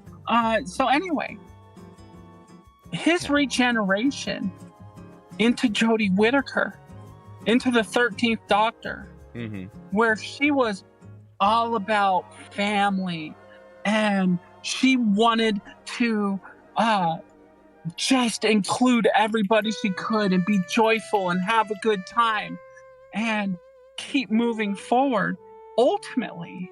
But she can never say the word love. So she wasn't quite done cooking quite yet, right? So then we move her through her arc, Mm-hmm. where she's literally running around almost like a scared child, but like a confident scared child. Yeah. Into the 14th Doctor. The 14th Doctor, he was to let it go. Mm. You know, he was ready to rest. Yeah. And take life one day at a time at this point. But he still didn't say the word love. Okay. Now, so we have Jodie Whittaker, which is like a newborn almost. Mm-hmm. We have the 14th Doctor, who is more of kind of like a little kid trying to figure out why things are happening, for what reason, but I'm still clever. Okay. And then 15th Doctor was the first time the Doctor has ever openly used the word love. Through Jodie Whittaker, who experienced emotions of the female side, but she wasn't quite there yet. She was still doing a lot of manly mannerisms type stuff. But the 15th Doctor was the Doctor getting in connection with his emotions. Okay. Being able to say things like love and stuff.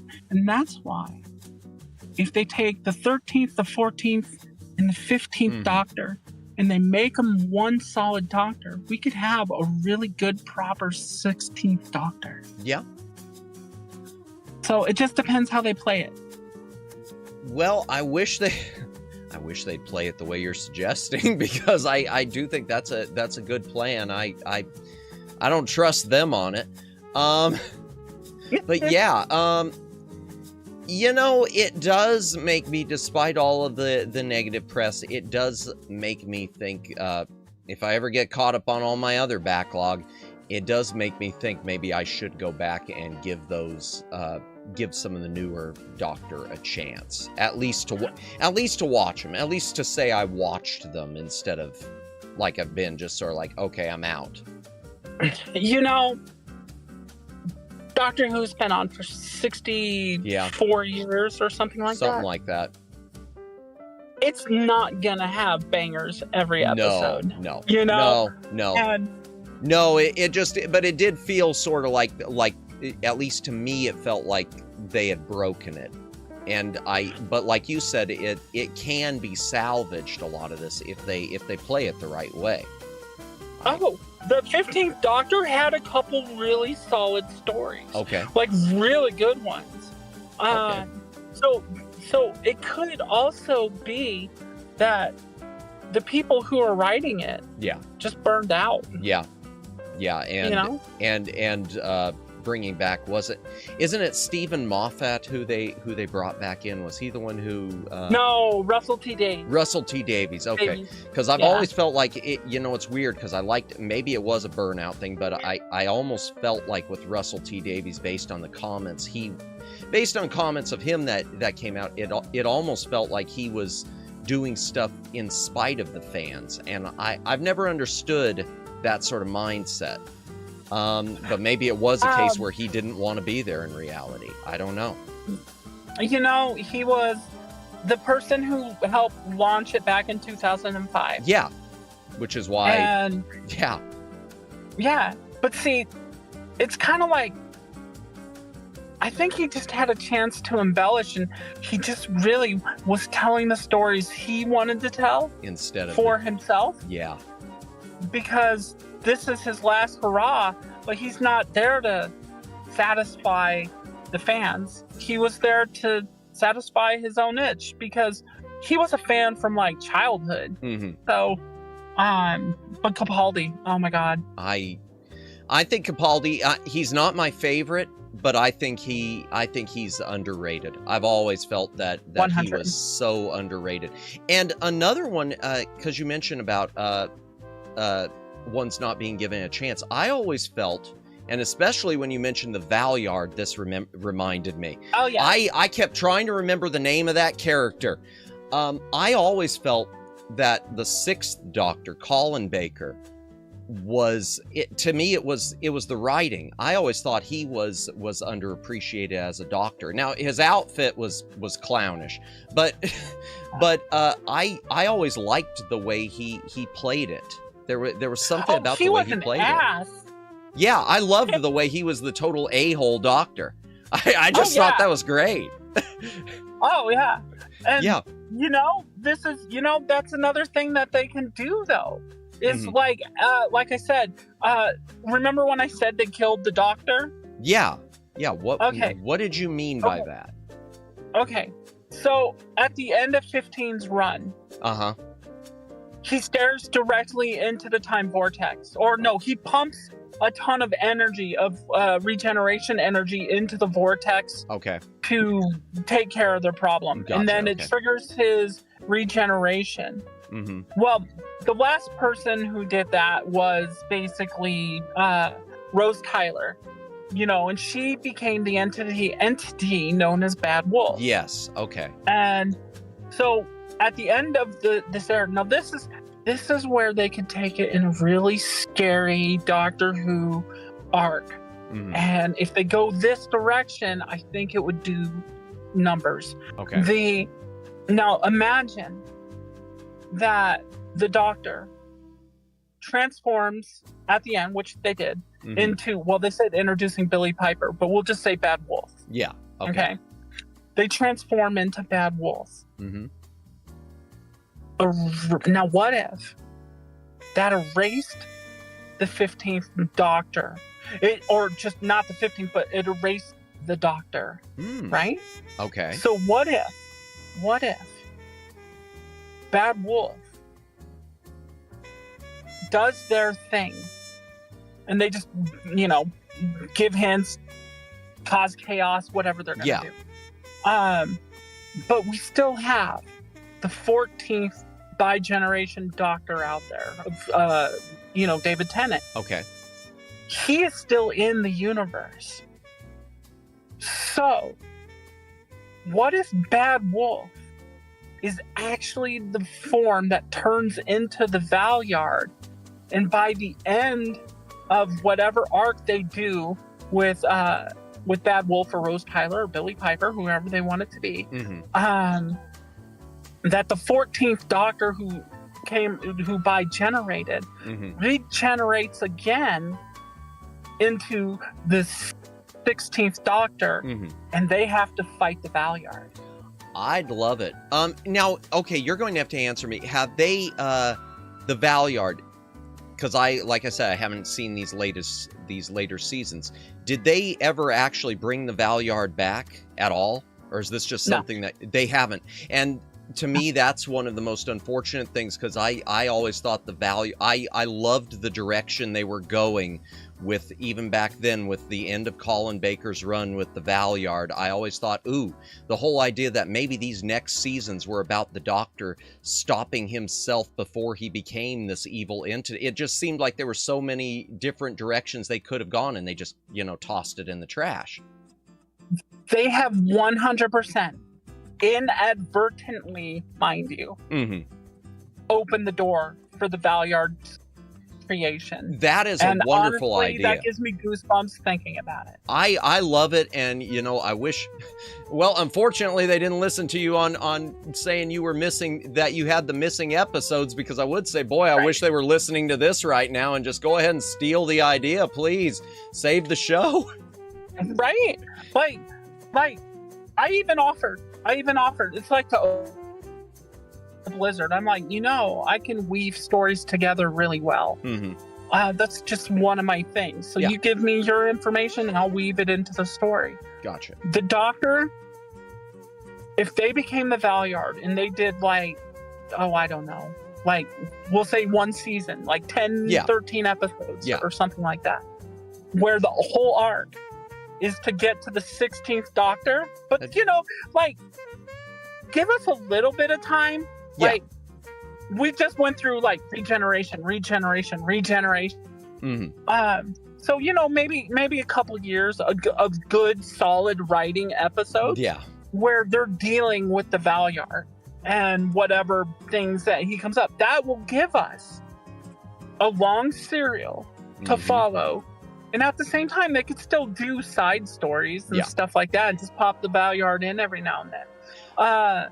And for those of you who are listening who have no idea what we're talking about or who have only watched modern Doctor Who, during the Six Doctors run, when they were deciding to sort of about the time that they were getting ready to give him the axe, they had a whole season that was a story arc called Trial of a Time Lord, where Colin Baker, the Sixth Doctor, was on trial. Nerds, thank you, Omegs. Where he was basically on trial for crimes he didn't commit. And it turned out that the one who was of the Time Lords, who was basically the lead prosecutor, was the Doctor. It was the Doctor in some later incarnation where he basically saw that this was his last regeneration and he was going to die. And he was trying to steal his own life of his past self so that he could keep living. So it was the whole idea that the Doctor, when he gets to the end of his life, he turns evil because he doesn't want to die. And it was brilliant, and they threw it in the trash. But, But. okay, so hear me out. Please.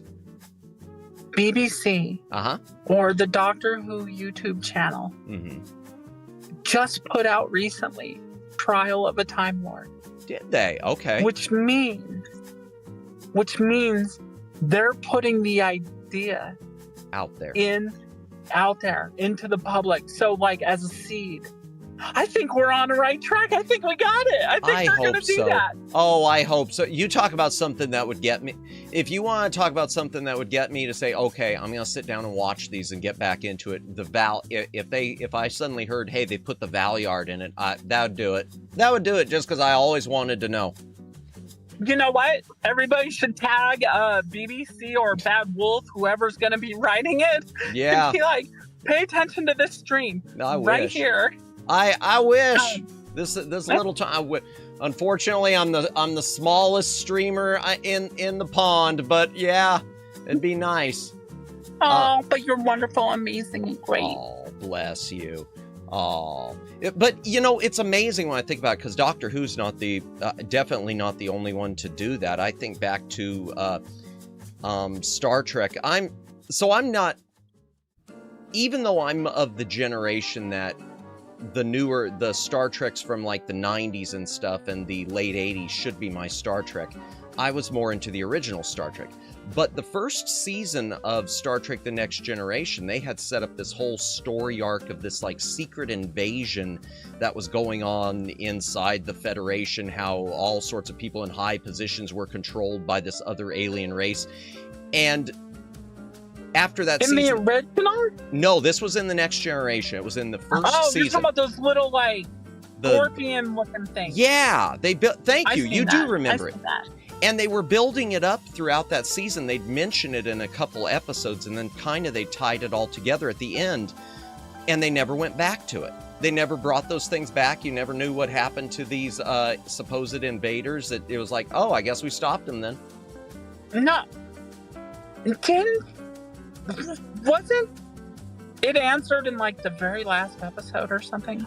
They did, but they so what they did, yeah, they answered it, but they also had left it open. There was something, I don't remember what the line of dialogue was. I don't know what was there, but it was something about it being like the prelude to a larger invasion. There was something in there where they had left it open, whereas this was just the beginning, and they never went back to it. I don't know. I don't know. I would have to. I would actually have to. I'll have to go back again. Yeah, I don't want to go back again. I was about Deep Space Nine and Voyager. Ah, okay. I like Deep Space. Yeah. I liked both of those. Enterprise, I not so much. I went back and finally watched Enterprise in full for the first time a few years ago.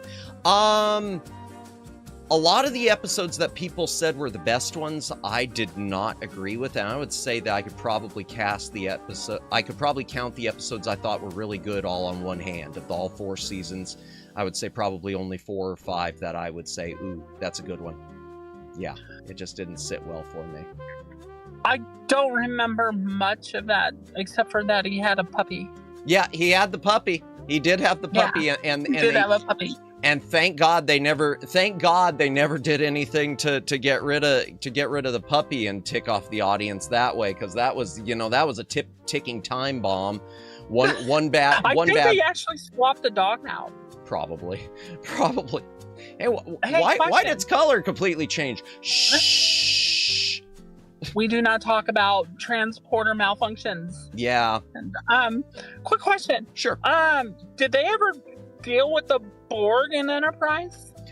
They did one episode. There were 1.5 episodes, I'm gonna say. That doesn't make sense. Yeah, I know. So, well, it does. I hate to say it does, but it kind of does. So what it was they had one episode with the Borg, and what it had to do with the movie Star Trek First Contact, where if you saw First Contact, it had to do with the Borg going back in time to stop the birth of the Federation, and Picard and his crew wiping them out.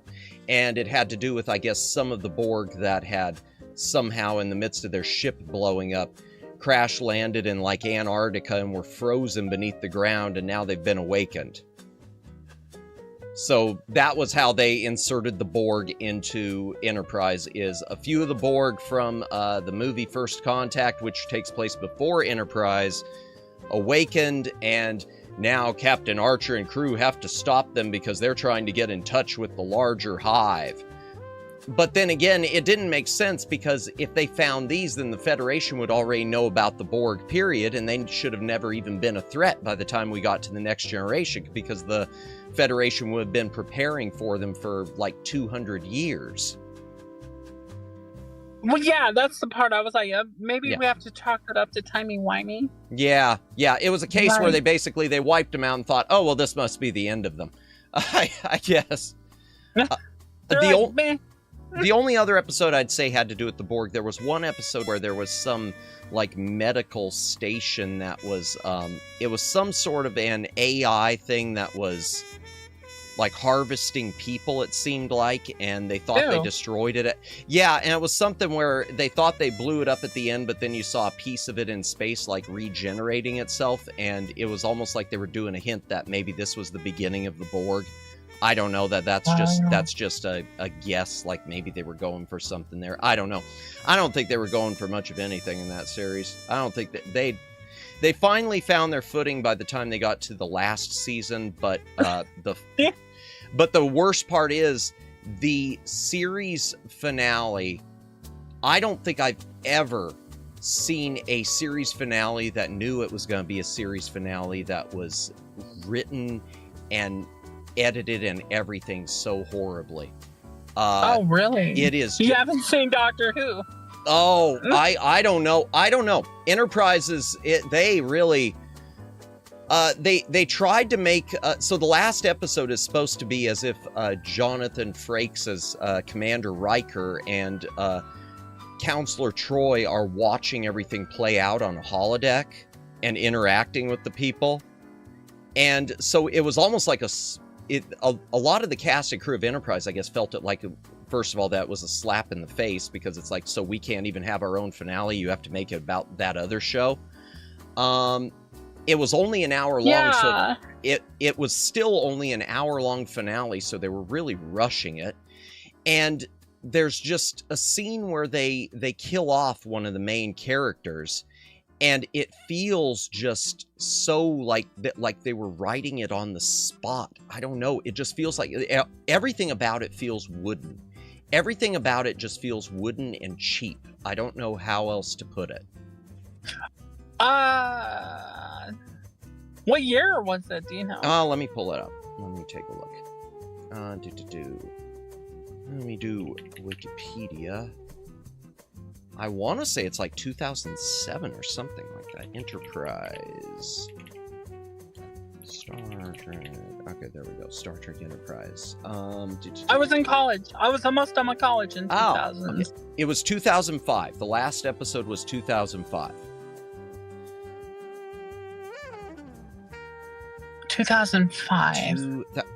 And I just you just went. I can't think of anything that went on around 2005. Was that Was there a writer's strike around then? Not that I know of, no. I think I want to say from what I read, it was sort of a finale that came out of nowhere. I want to say it was something where everything was going fine, and then suddenly they were given the word just, hey, by the way, this is going to be your last episode. Have fun with that.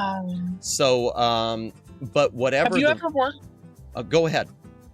Oh, sorry. Have you ever worked under a deadline? Yes, I have, and that it does seem, a lot of it does seem like it was deadline-y. Yeah. Just trying to churn something out. But no, there wasn't any writer's strike with that. The only real writer's strike I know of, and when you were talking about with Doctor Who, it reminded me of it, was there was Star Trek V, The Final Frontier, the movie everyone loves to hate on, is the one that I love to try to defend all the time, because it was going through a writer's strike. They had been given a budget that was basically, they weren't allowed any additional wiggle room. They had to hire a different effects company than Industrial Light and Magic because ILM was working on Indiana Jones and the Last Crusade. It was just a constant, just a barrage of everything that could go wrong. Oh, and there was a deadline. Paramount wanted it for the summer, for a summer blockbuster, no matter what. It had to be delivered by... Oh, that's nice. Yeah, so the result is you get what you got, and poor William Shatner, God bless him, for years he tried to get Paramount to let him to go do a director's cut like they let happen with the motion picture, and according to his own words, he said they laughed him out of the office, which is just... Isn't there something going on with that? Like, I just swore. I haven't heard anything about Star Trek V. The last I heard was that they went back and did another director's cut of the motion picture, which I love the new director's cut of the motion picture, but... Oh, no. That's not what I'm talking about. Oh, no. Go ahead, then. I could have swore I heard a rumor that there was going to be a new movie set in the Next Generation universe, but William Shatner will be in it. Huh? Interesting. Yeah. I don't know. I know I've heard things. I thought he was... I didn't even know he was... Pardon me, William, but I had no idea he was still alive. Oh, yeah. He's... William Shatner, he still pops up in commercials all... William Shatner likes to remind everyone that he is pop culture whenever he gets the chance. Yeah. In fact, I think I did see some ad with him just pop up recently. That doesn't surprise me. I know that Paramount is kind of grasping at straws for stuff to save Star Trek, but that's not the answer. You know what? You know what I want? You know what I want? I was reached out to by BBC from the TikTok page. Mm-hmm. And they sent me an application kind of form to be, what do you call the people who are just in backgrounds? Oh, stand-in? No. Not stand-in actors, but oh my gosh, I'm gonna have to look that up. Anyway, background person. Yeah. But they were like, you need to have what do you call it? An ID that gets you across extras. Water. Thank you, Guy. Extras. Yes. Yeah. You know how much I would love. I just wanted to say, sorry, random brain thought. No, you're good. I would love that if I had a pass that allows me to travel internationally. To be able to do that. That would be amazing. You know how they're like, wow, you seem like you know a lot and you're really interested in this show and we would love to have you as an extra. And then they sent me the form.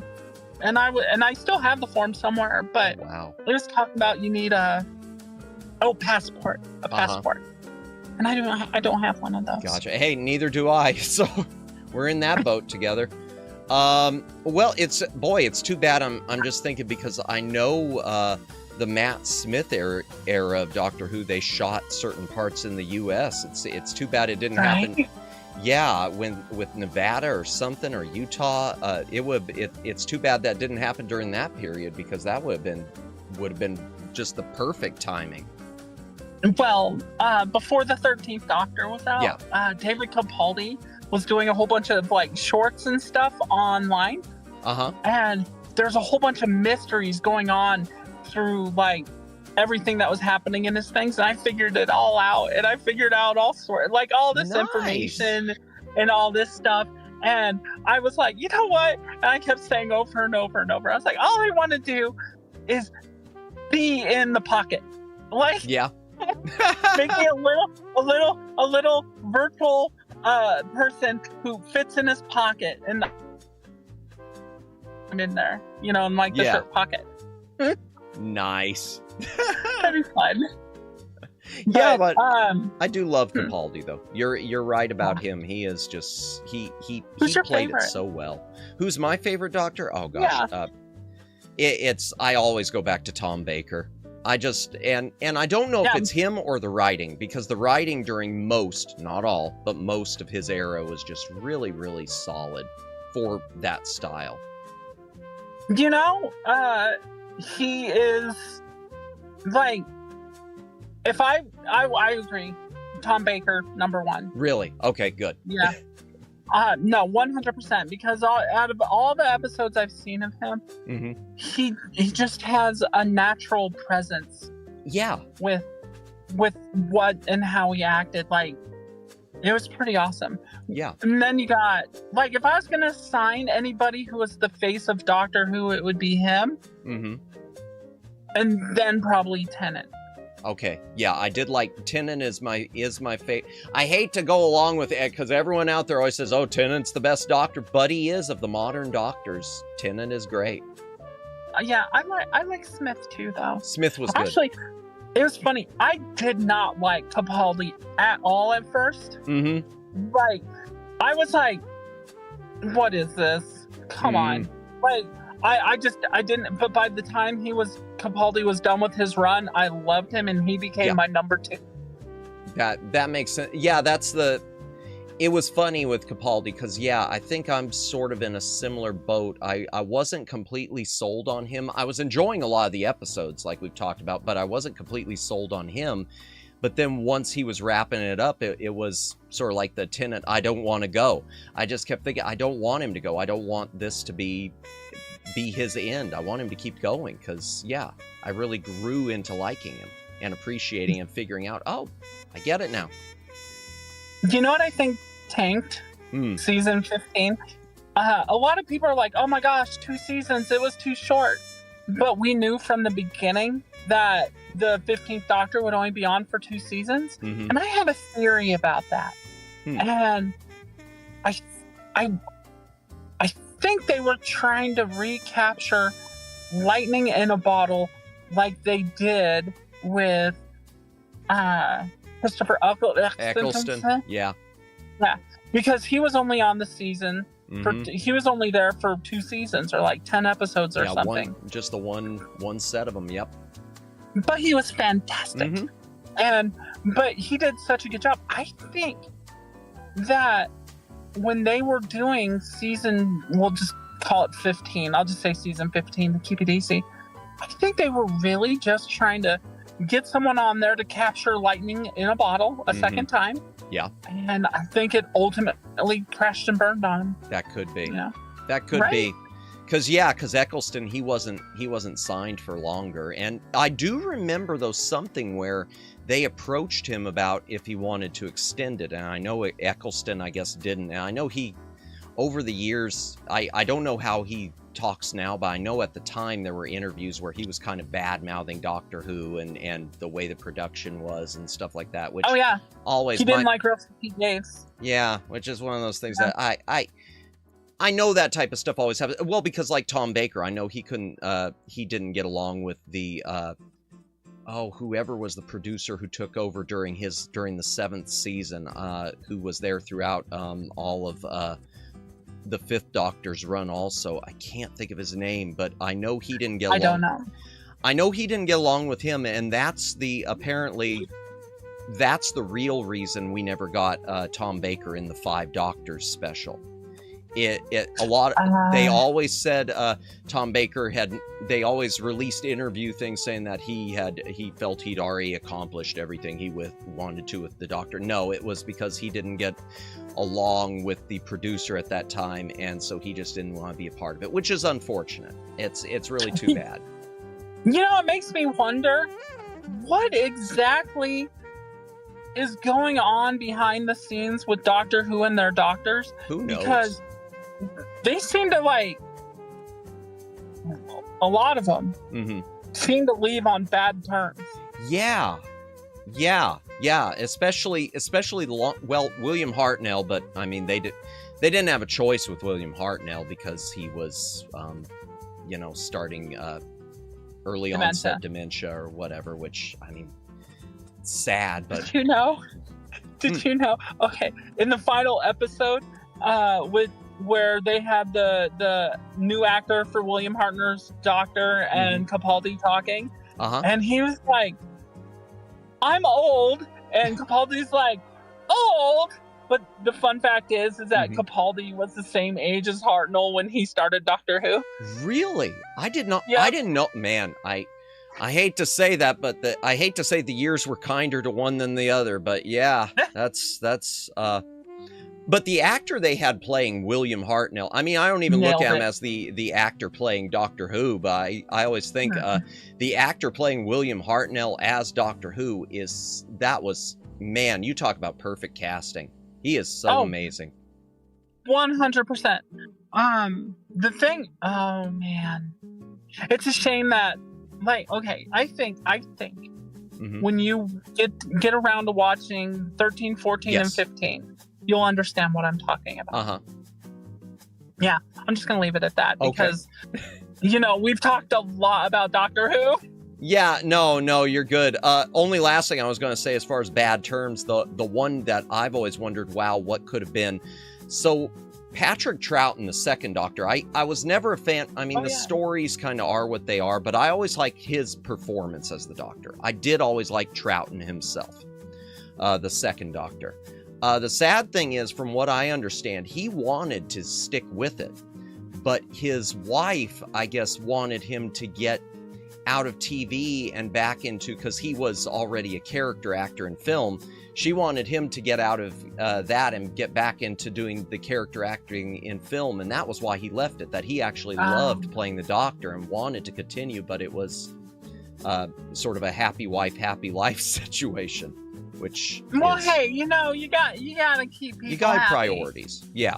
I mean, yeah. What's more important? Like seriously. Absolutely. Like, what's more important? People or work? Absolutely. People. Absolutely. Yeah. I wish she could have seen it the way he saw it, but I always feel bad when someone leaves a role that they don't want to leave. That sort of a thing, where they didn't have to, but they had to. That sort of a thing.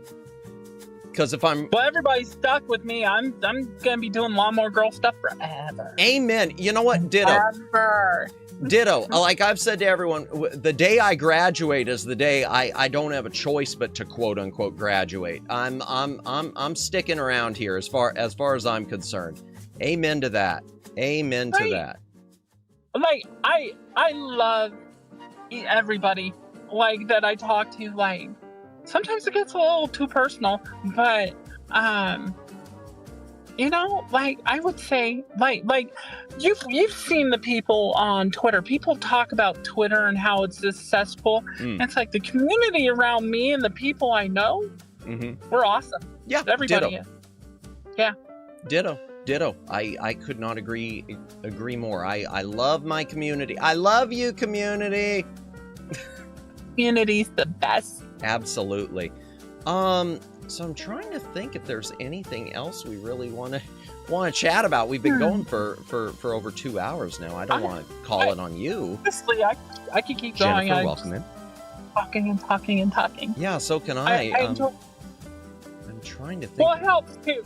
Just to give you an idea, since the accident. Oh, please, yes. Since the accident, I've had a really hard time turning on my phone and doing videos and stuff like that because it's made me kind of self-conscious. Oh. To give you an idea, the entire time we're having this conversation. I have this pain that's just consistently in my leg, and I don't want to get focused on it. And so I don't make videos. And so I've been doing all these edits. And when Otter, Otter Space, I was on his show a couple times, and now I'm here. And it allows me to talk and begin to express myself again. And I really appreciate it because it really helps.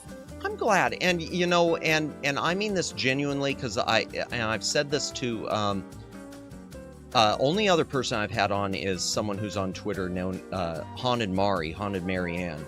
I've told her, I'll tell you, anytime you do want to come on, you are absolutely welcome to just let me know, and we will set something up. No questions. Absolutely. Okay. I have a topic for you. I have one for you. Please. Okay. Unless the community in chat, if chat has something they want us to talk about. Yeah, chat, if you've got anything in mind, let me know. But yeah, go ahead. Okay. Sell more. What's your favorite game? Oh, man.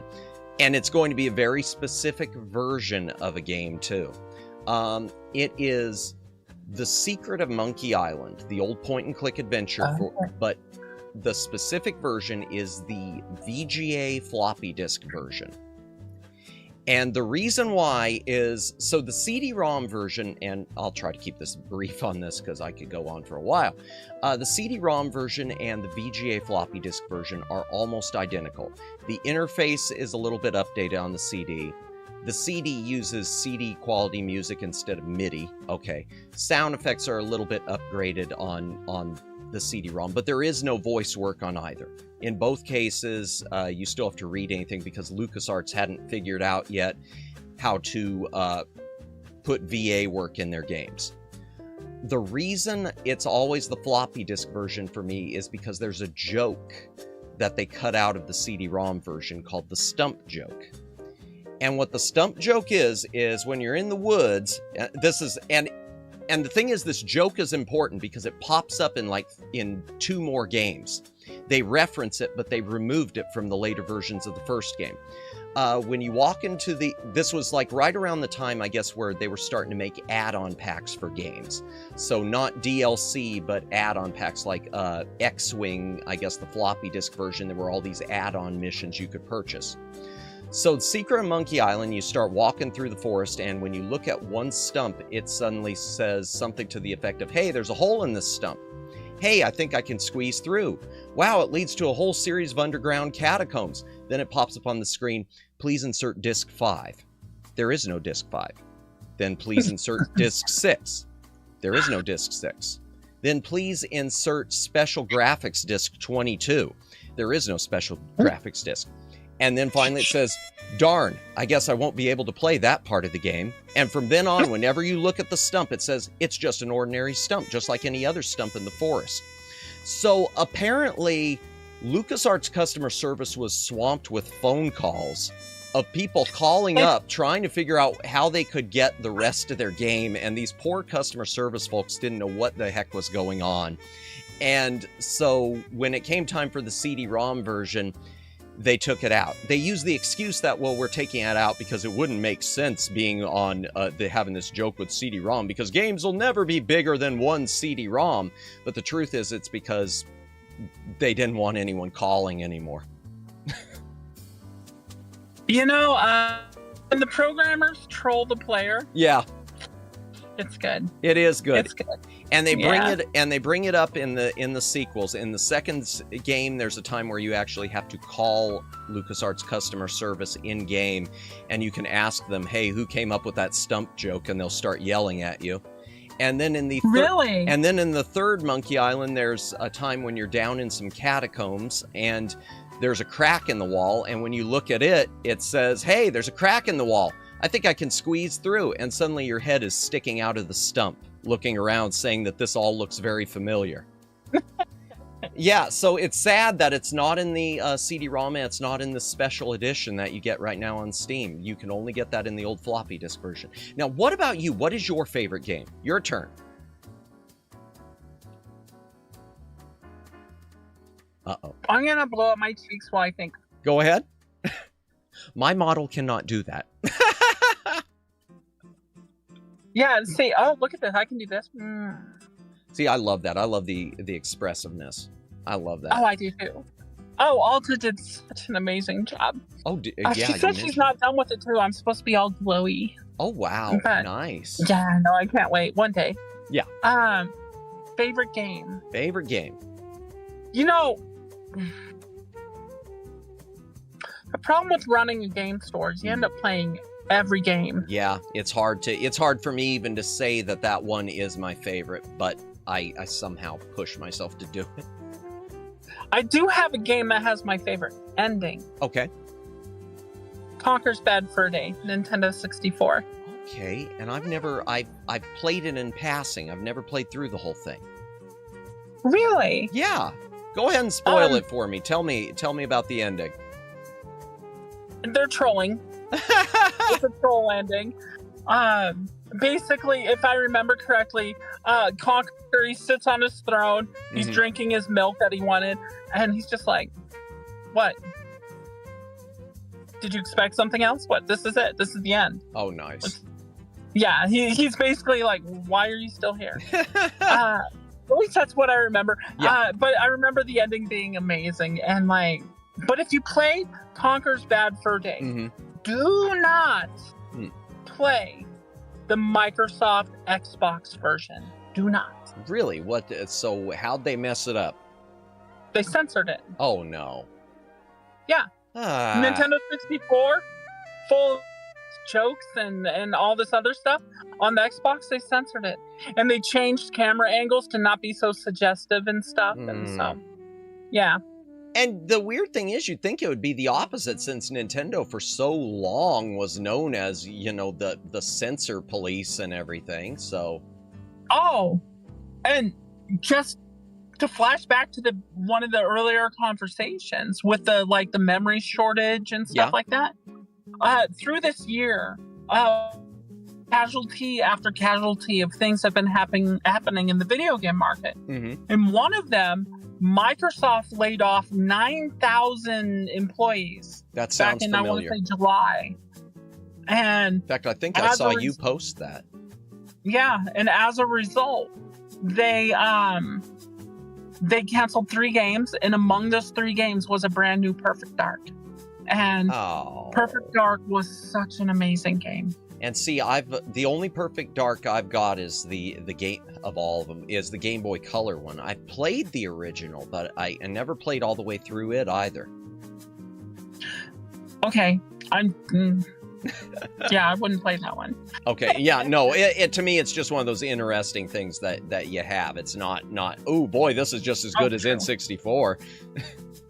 Do you have a Switch or Switch 2? No. So I don't have an N64. My consoles pretty much jump from, as far as newer consoles, in terms of age, most of my consoles are old because I went fully PC. So I have Super Nintendo, then it jumps to GameCube, and GameCube is my latest console. I love the GameCube.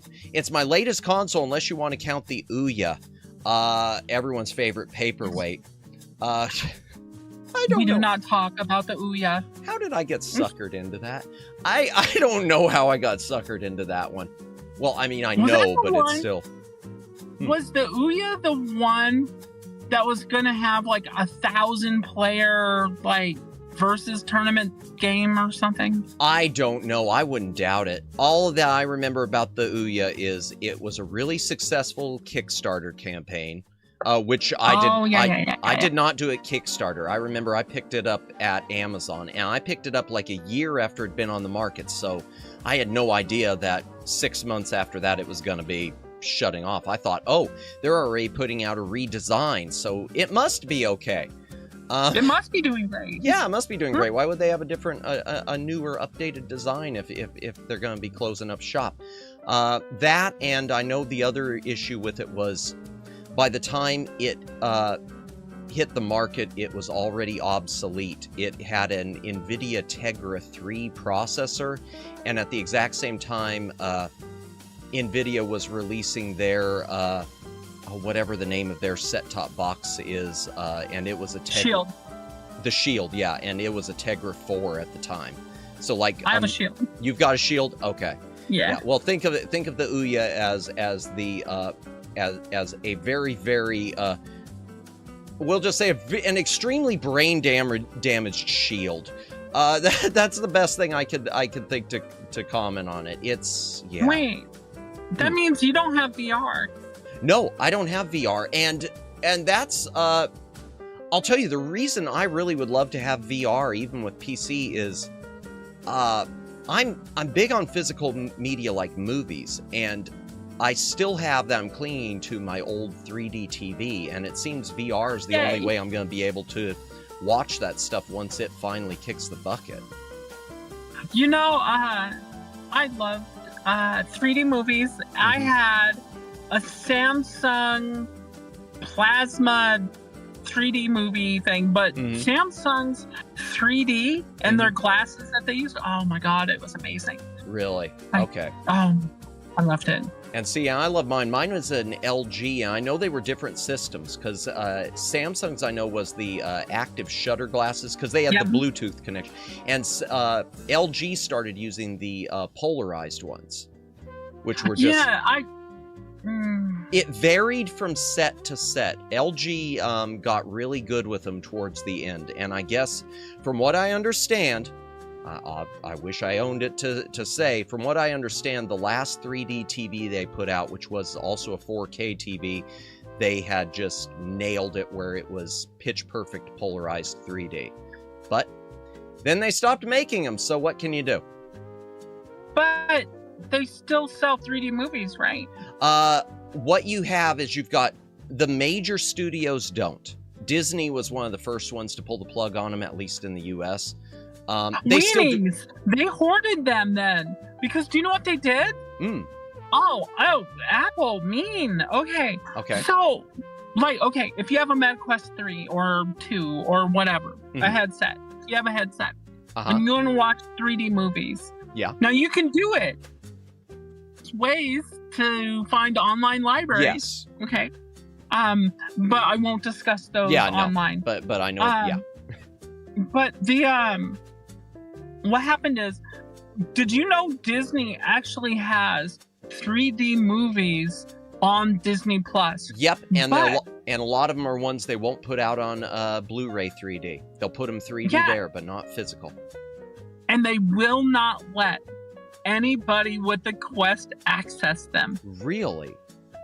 Yep, only their Apple Vision Pro. That's lame. Yeah, so and Disney, they own every company out there, so they have all the 3D movies. Yeah.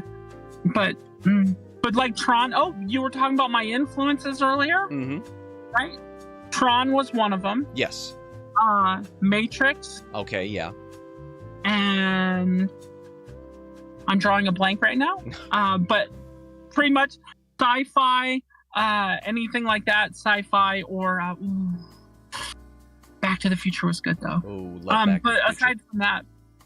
aside from that, I just wanted to say that. No, you're good. You're good. In fact, I'm thinking the second Tron movie, because the 3D Blu-ray of that, one of the things that I always loved with the 3D version of the second Tron was how the real world segments were all 2D and it wasn't 3D until you got into the virtual world. I always thought stuff like that, the switching back and forth like that was a nice touch, which you don't see a lot of things do that. I didn't get a chance to see the third movie. Neither have I. It was in 3D. Was it? And it was at, all the different venues. Oh my God. Have you seen? You're in Florida. You got spoiled. You're going to hate me. You're going to hate me. I have never been. I live here. I've never been to Disney World or Universal. Not worried about that. Oh, okay. Go ahead. I've never been there either. So okay, I thought that's what it was. No. You guys have a movie theater where they wrap the picture around you and all the lighting effects and stuff like that too. Ooh, I'll have to look up that. Have you seen that? No, I haven't even heard anything about that. Ooh. Oh yeah, you guys have like an insane movie theater out there. I think they're showing The Matrix in it right now. I'm sitting there like keeping tabs. I'm like, Gotcha. okay, bring me this here. I want this. But when you look it up on YouTube and you see this movie theater I'm talking about, you'll be like, oh, I get it. Oh wow! I'll do that later, because that when you say wraparound, that reminds me of something called, which never went over. Well, it went over a little, but it wasn't widespread, called Cinerama, which there were these. They didn't shoot many movies this way, but they shot movies with a 3 camera setup, so that it would be a super wide picture that was designed to wrap around you. The screen was designed specifically to be curved. Yeah. Yeah. It kind of sounds like that. Yeah, that sounds like what you're describing with that theater. God, that'd be fantastic. What if this is like the latest version of it? That'd be nice. You know? Combine that with 3D, probably give people a seizure, but I'd love every minute of it. Right. Oh my God. So what are you doing for the holidays? Oh man. Honestly, not much of anything. My family's in town, but they sort of aren't really doing much this year, so I'll probably visit with them a little bit, and then I'm just planning to do some streaming. Just keep on the grind, because keeps me distracted, you know. What about you? What are your plans? No, I don't. Yeah. Gotcha. Sorry. You're fine. Being in van life, I understand. And there's really nothing to do. There's like, I'll be making soup. Gotcha. Well, and I got Christmas cookies that were sent to me. That's right. Yeah, so I got cookies. Nice. Yeah, I'm trying to think.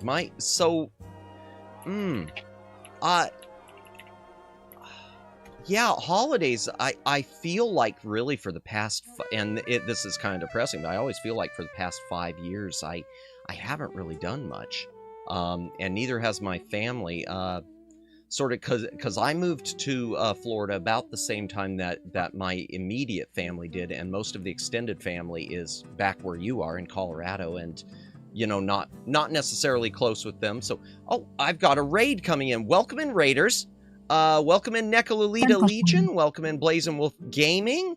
Welcome in. Hope you, the Wing. Hi, everyone. Yeah, welcome in. This is Lawnmower Girl, Selmore. We are yapping, but welcome in, Neko. How are you doing tonight? What were you guys streaming tonight? But yeah, holidays. Yeah, I don't do much, and so I don't mind streaming during it. It's still fun. I actually have a plan. You know, one of the things I've been doing.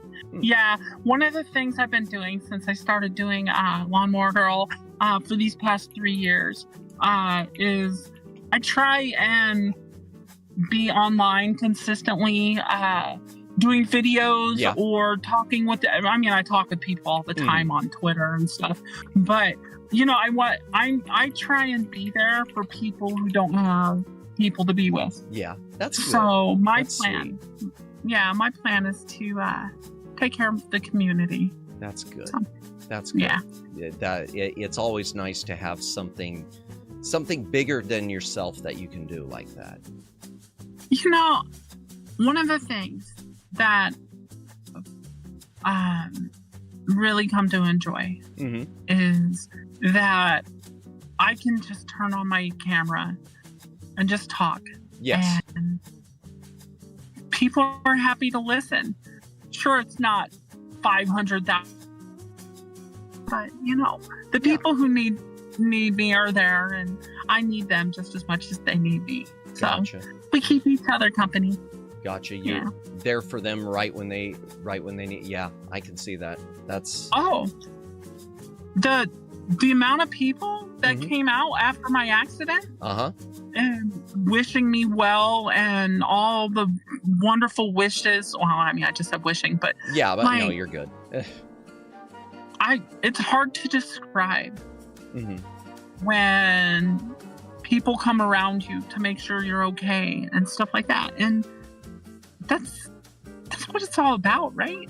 The connections. Yes. I think it is. Yeah, Just it typing. is. What are you It's and that I'm glad that so many people did turn out. I'm glad that you've been able to grow your community, even in face of something awful like that. It's nice that it's led to some positives, even though you wish it never would have happened, obviously. But it's nice that there have been at least some. Yeah, I don't know what I'm saying. I'm trying to find the right words. No, it's You know why. it's understandable. Like solace. I have found solace Yeah. in those around me. And you know, a lot of times when you're doing the VTuber stuff, yeah, you're talking and people are listening and you hold conversations with like in text and stuff like that. Yeah. But when they reach out and they tell you what you mean to them, and It hits different. it does. It really does. Yeah. And I love each and every one of them for it. Each and every one of you. Absolutely. Thank you. Absolutely. Oh man. I'm trying to think if there's anything else. That sounds almost like a good place to kind of wrap things up, unless there's some other topic. If there's any other topics in chat that you'd like for us to hit on, or if there's anything else you have, Selmore, that you'd like to mention, because I'm you know, how can I say? I know we're both like our brains are like, okay, yeah, okay, searching, slowly frying. Yeah. Just know that if you find me in Overwatch and you hunt me down and you continue to kill my character completely again and again and again, you will get Mama Bear. You will. Oh, I'm telling you, I'm different. I get competitive in games. Gotcha. And so, you know, just warning each and every one of you, if you do catch me, Overwatch, it's pretty easy. I'm the only Lawnmower Girl out there. Gotcha. But you know, I'm inviting you to come and hunt me down. I'm thinking of some of the other streamers I watch who do Overwatch, and I'm now suddenly looking forward to the stream when they inadvertently run up against you and seeing what happens. It'll be fun. It'll be fun. And hopefully, you know, like, see, one of the advantages to not being a full-time streamer, you know, is that, unfortunately, I'm sorry, Ez, for getting upset and stuff like that in game, because as my teammate, he gets the brunt of my emotions because I can't talk to anybody else. And but if I was streaming, I would be a completely different personality. I would be a crash out all the time. Yeah. Gotcha. Oh, well, we do it. Oh, go ahead. Oh, no, go on. I was just going to say we do have one question, and I know this is probably a little different for you with van life, but Guy is asking, what are your rarest collectibles? I guess I don't know if collectibles would be the right term. How about this? Go ahead. Okay. I had, before van life happened, see, I was forced into van life. Yeah. It was not my own doing. I was wrongly forced out of my apartment. And anyway, that aside, I had the Death of Superman comic book signed by the artist. Oh, wow. Yeah. And and one thing that was stolen from me while being in van life, I had Al Simonson, the creator of Thor, right? Wow. He was drawing out his signature, or he was writing his signature on the back of a comic book board. Yes, I'm a nerd and a dork. No, that's cool. That's awesome. He was writing his signature. I was like, hey, can you do something fun with your signature? And you know what he did? He drew out his signature, and he always does this really big O on his O on the Simonson part. And he turned his O into the helmet of Thor. Oh, wow. As he was writing his signature. and it was amazing. I had it on a backboard, and that was stolen from me 3 years ago by a comic book shop. Oh no, I'm so sorry about that. And but when it comes to where I am at in life, I have no more possessions in my life. Gotcha. I have my Switch, Switch 2. I have my most valuable possession though is really the community. I mean, I'm not. This is not. What do you call it when I'm serious? Yeah. No, I get that. I cherish bonds, and I cherish the connections I make with people, and they're the most valuable thing in my life because they're priceless. That's you can't, and that's true. They're just amazing. Like, everybody out there is different. Everybody's going through stuff. Yeah, I got hit by a semi. Other people are in worse positions than I am. And so everybody's going through something, and you never know what. That's true. And when people, the world smiles a little bit better. And I like that. So always pass a smile. I like it's that. The best gift you can give. I like that because that's true. The connections we have in life are it's so rare to, and it's so difficult sometimes to maintain them and to keep them. They really are just beyond value. And I'm thinking about what the things that I do have, like material possession wise. I don't really have much. I'm sorry. No, you're good. I don't even have a lot of clothes. I'm here. You're good. You're good. Yeah. One other question that's coming up too. Ask all away. I want to answer. What about your coolest gaming experience? So one Matt and this team three in the I got one. What? This one was amazing. Okay. I was playing online, and I want to say it was Jedi Outcast or Jedi Survivor 2 or something like that. But there was a big pit that you could fall down into. And me and this person, we were fighting all over the stage, all over the place. And our fight took us to the top of this level. And there's this big pit going down, and they had their lightsaber and I had my lightsaber. Nice. And we looked at each other, and without communicating, we both ran towards the pit. We did our force jump into the air, and we went ting, ting, ting, trying to hit each other with the lightsaber. Oh my gosh. And landing, and one of us fell down into the hole, and that was it. But it was awesome because we had that battle in air above a pit with the sabers and everything, and that was so fun. Oh man, that moment, that's something you can't well, I mean, you could try to replicate it, but it'd never be the same. Nice. Oh yeah. No, it was incredible. It was really fun. That was my early 2000s, I think. Okay. Somewhere in there. Oh, that's awesome. See, and that's something I don't have a lot of online gaming experience. There was a whole period where I don't know what it was, and it's something I regret now, and it's that I myself just kind of switched off on gaming. It's like I don't know, maybe my dad's own words, it's time to grow up, put aside childish things, finally hit, and I just stopped gaming, and I regretted that, but at the same time, it's giving me a chance now to play catch up, which I'm really enjoying. Even if I did miss out on it all those years, it's nice to go back on things now. Well, and you can stream everything as a new experience. Yeah. That's here's another one. Okay, what do you think? Oh boy, man, this is a difficult one. I don't know who could predict this guy. What do you think gaming will be in the year 2100? So in the next 75 years, what do you think things are going to look like?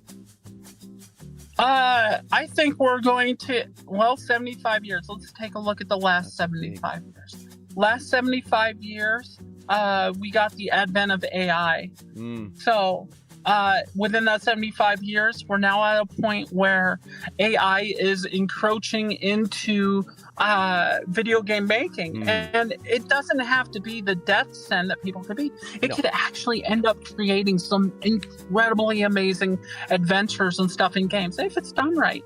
but we're going to continue moving forward in that direction. So in 75 years from now, if AI is a baby now, we'll call it a baby. Right now it's a baby. You know, before it was an infant. After 75 years, it's a baby. So at the rate it's growing though, we will probably have, okay, real talk. Sure. If gaming is to continue, it is going to be a mental situation where humanity will be using implants or enhanced humans in a way to be able to play. So but if the reason I say if, there's a good chance that they will not exist the way we know them anymore in 75 years. Okay. We've already started with the death of the AAA game industry. That's, which they did it to themselves and they did it hard. Yeah. And if you think about it, if the AAA games industry never recovers from all the equipment shortages and stuff like that, that means it's going to be reinvented. That means it's going to be something completely different from what we have now, which is why I was talking about, like, maybe we'll have ocular implants, cyberpunk. Yeah. But if you think about it, technology and everything else will be so changing, or it should be. Yeah. We're just going to assume technology is going to keep evolving at a faster rate. It should be a totally immersive mental experience that is shared socially across a neural network, kind of like the collective unconscious, except for conscious, and everybody's there. Physically, though, no, I don't. I honestly don't see. I think we're going to progress to the point once we're kind of like in a modern medieval times right now. Okay. And of just society and stuff. And as we grow forward, and AI is going to end up taking over a lot of different industries, right? So it actually might not be around anymore. That's seriously. That's interesting. I think we're going to grow as a species, that we're going to be able to do things that, ultimately games are about escapism. And what if we can now escape saying, okay, we're going to allow you to use your mind to control this probe, and we're going to launch this probe into space, into this wormhole, and you get to be the person controlling it or in it. Like, the experience is going to go beyond this world. Yeah. And it is going to, like, humanity's going to evolve. Humanity's going to change. And as we go in that direction, I honestly think that mankind is going to start a new exploration phase. And in that phase, it's going to allow everybody of all incomes and of every status to be able to take part in exploring out into the universe or dimensions, whatever it ends up being. Interesting. So I think we're going to get occupied with science. I mean, that doesn't sound bad to me. That sounds heck, as long as it's a diversion, as long as it's interesting, that sounds great to me. And I'm thinking, and games. Yeah. I'm sorry, go on. No, go ahead. Well, in games, ever since they've been invented, since Pong on the oscilloscope, they've always been a part of us. They're a fundamental way to train and learn. If anything, we're headed towards a matrix society. As You long know? as they don't use us for batteries, I'm okay with that. No. Processors. I know. We're better at I know. processing information. I know. Well, like someone said in chat, and I was thinking the same thing when you were talking about it being mental, was the line in Back to the Future 2 with the little kids to Marty McFly in the Cafe 80s about how Toy. that's like a baby's toy. You have to use your hands. Yeah. But I think you're right. I look at stuff because you keep, even though they freak me out when I read some of the news articles, but the articles you see about the different mental chips and brain chips that they're trying, that Elon Musk is trying. I mean, no matter how they turn out, I look at that and it seems like, yeah, that you're right. That seems to be really the next step where everything's heading. Oh, 100%. The Neuralink. Actually, at the beginning of my lore, I'm actually, and about being, Catherine who got slain, and she was trying to do a full personality sync, FPS, get it? Okay. Into... Nice. I didn't even pick up on it. I love it. Yep. She was trying to do a full personality sync when she was being slain. Well, that's a combination of being hooked up through some form of neurotransmission into the brain, and being able to store that information while you're in that type of environment. It's almost like a shifting consciousness. And that's exactly where we're going. Gotcha. I'm just telling the story before it happens. 75 years before. Nice. It's reminding me of that game I just the thing I just played through on stream too. I don't know if you've played it. You probably have because it's 10 years old now. Soma.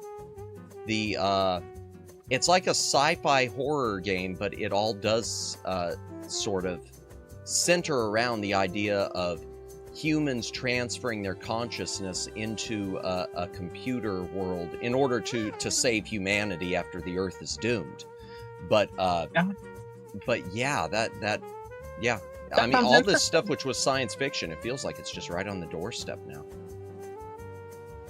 It's always like what leads to inspiration of stuff, right? Yeah. So, yeah. And speaking of Neuralink, and using it for games, they have the people who were test subjects with Neuralink, and they were controlling games, and there's an interview with the guy.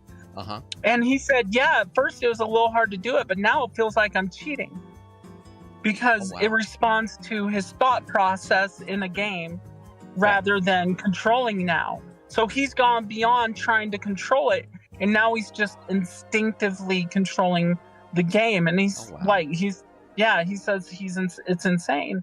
And so, and you look at all the other things with like super soldiers and stuff like that they've been trying to make for a while. Yeah, we're in for a crazy future.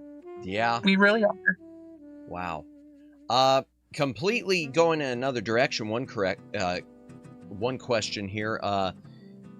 Will video games be better preserved as time goes on, or do you think we're in for more and more lost media? That's a good question. I'll let you start with this one. And then I think as far as modern gaming is concerned, I think it could go one of two ways. I would like to say, as far as games being made now and moving forward are concerned, I think we're in for less lost media. But at the same time, with so much reliance on storing everything in the cloud and not enough reliance potentially on physical hard copies as a backup, I don't know. It's hard to say because one good zap can take out a cloud. I mean, I know that's oversimplifying it, but yeah, I don't know. I feel like the more things go, I'd like to say that it'll be better preserved, but I feel like the more things move towards just digital only and just download only, that we might be in for more of a case of losing more stuff that's coming out now than we have. I don't know. What do you see with that? Or do you think I'm just off my rocker with that? I think I'm a little more optimistic here. Okay. Okay, so let's use Doctor Who as an example. Mm-hmm. Doctor Who, we can actually use several points from our conversation today. Mm-hmm. Doctor Who has had people surfacing up with the older stuff they've been looking for, and they just need to archive it. They just need to do it, right? And they're doing that. They're finding it. And then you have people like me who were specifically trying to archive like the TurboGrafx 16 library, and I still have that. Well, if I was killed by the semi this year, Mm-hmm. I still have those discs. Someone may have found my disc. Now, it's called VIS, and it's not Viz off of oh, cop just went by. Oh, he's famous. But it's not Viz as in Viz Animation Studio, VIS, which I labeled, I have like 7 CDs of it, and I labeled it VIS for very important stuff.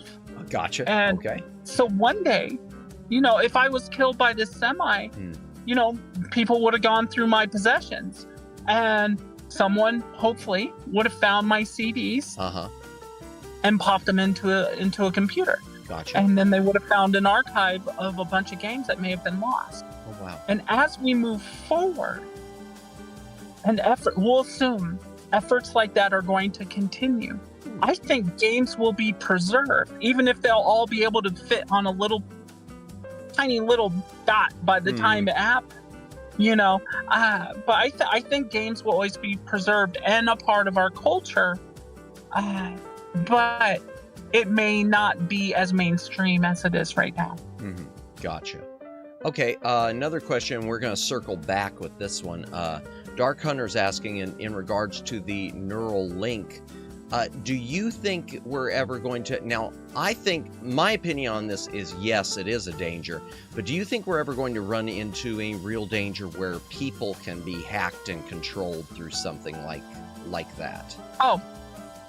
Without proper safeguards? Oh, for sure. Yeah. I instantly thought of, if I was going to do it, I would sit there and I would look at the roach experiments where they put electrodes into roaches and they control roaches through a controller and stuff like that. So yeah, 100% that could probably happen. That's why you need safeguards. Cyberpunk uses self-defense programs called ICE and stuff like that. And you have to be able to break through the ICE in order to gain access and things like that. But yeah, 100%. Anything that is electronic can be hacked, including the human body.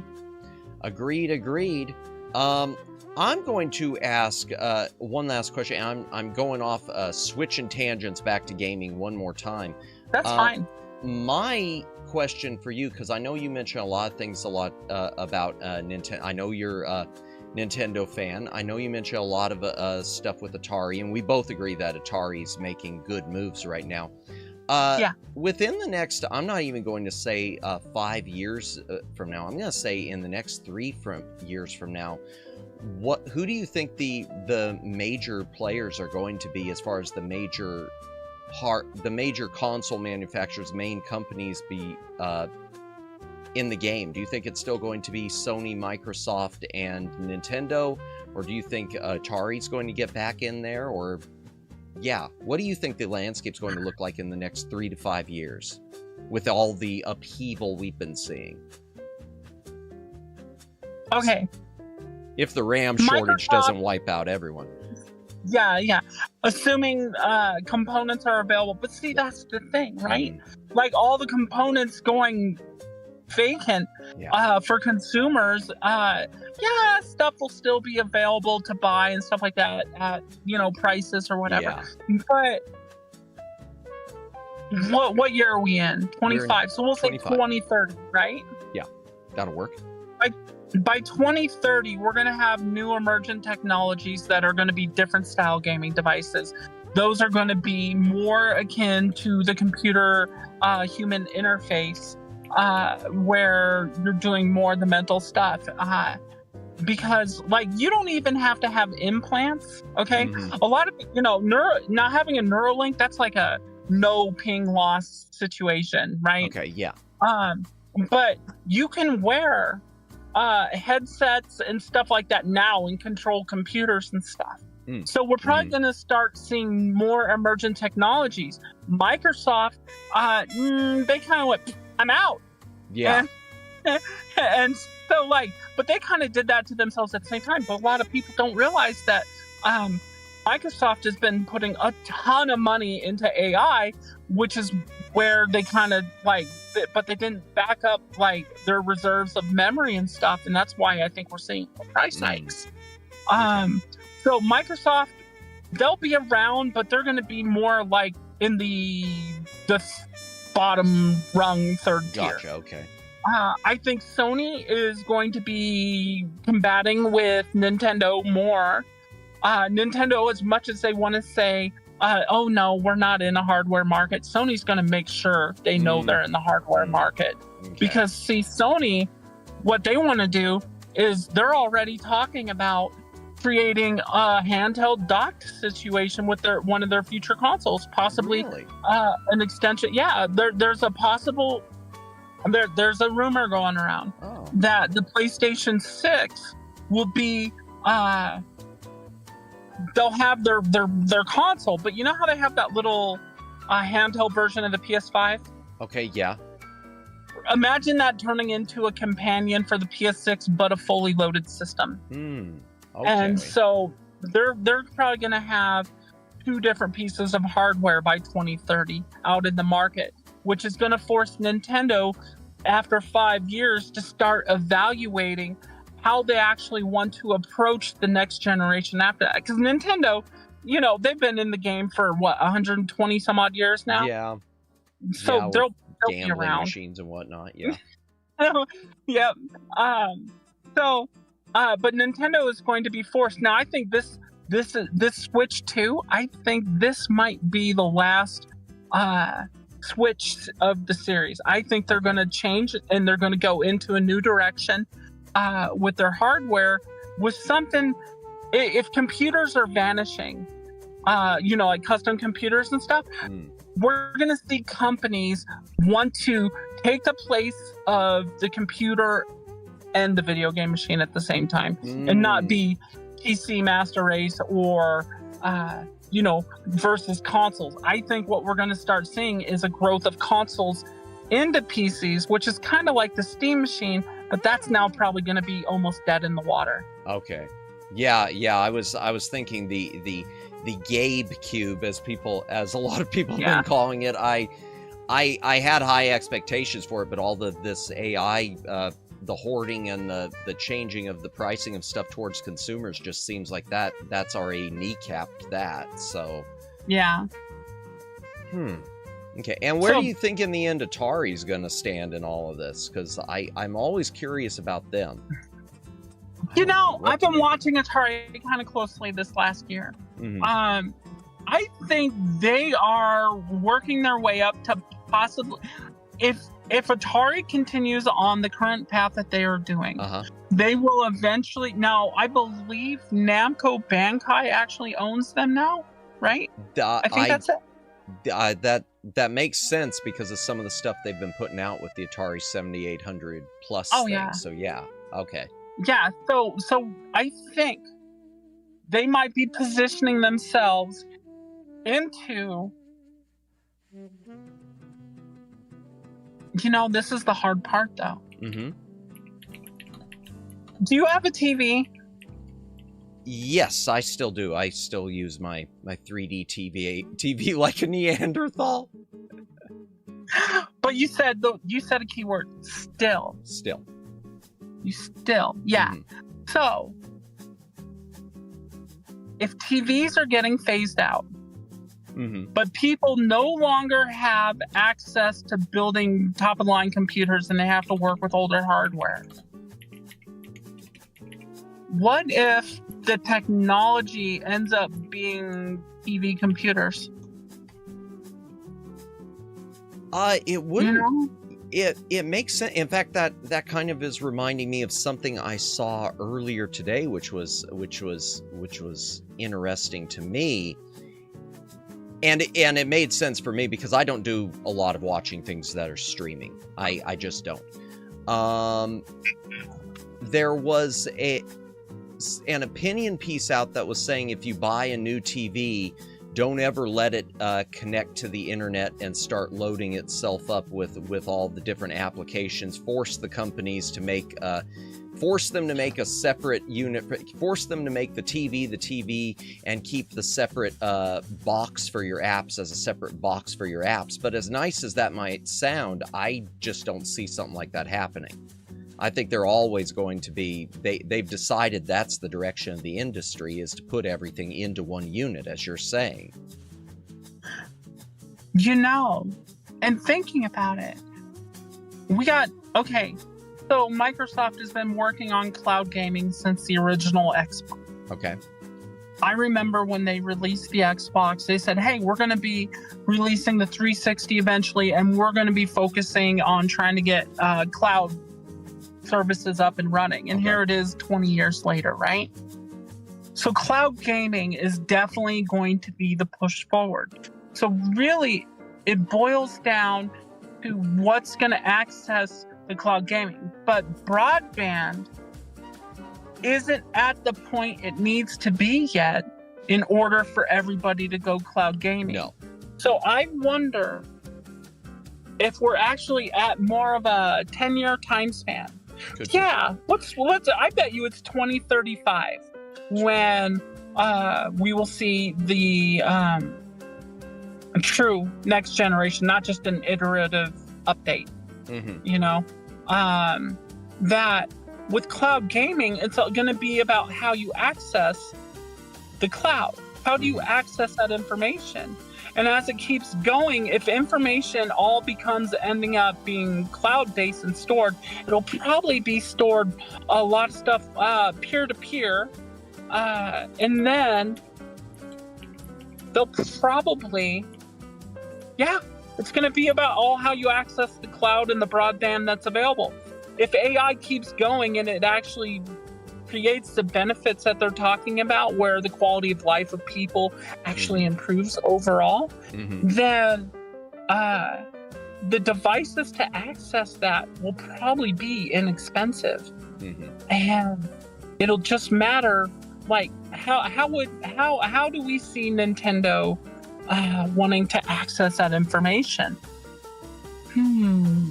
And like Omeg's, my mod is saying right now, the two things he was pointing out were, unfortunately, cloud gaming might become a push because of the current hardware limitations due to RAM. But the second thing he was saying was, but the bad thing is all of this with the cloud gaming could be an opportunity for companies to force it just to make everyone pay for a subscription service to enjoy their gaming.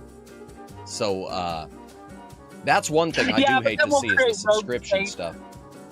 Yeah, but you know, people like us will create like rogue states where people have access. You know, like with me when I was itty bitty, I figured out how to make a bulletin board system. Oh, and wow! Yeah, it was like mid 90s. This is actually when I first started my story. And on this bulletin board system, I created my first game. It was called Rapture, a mystical quest. Ooh. And it involved all the same character, just in different forms.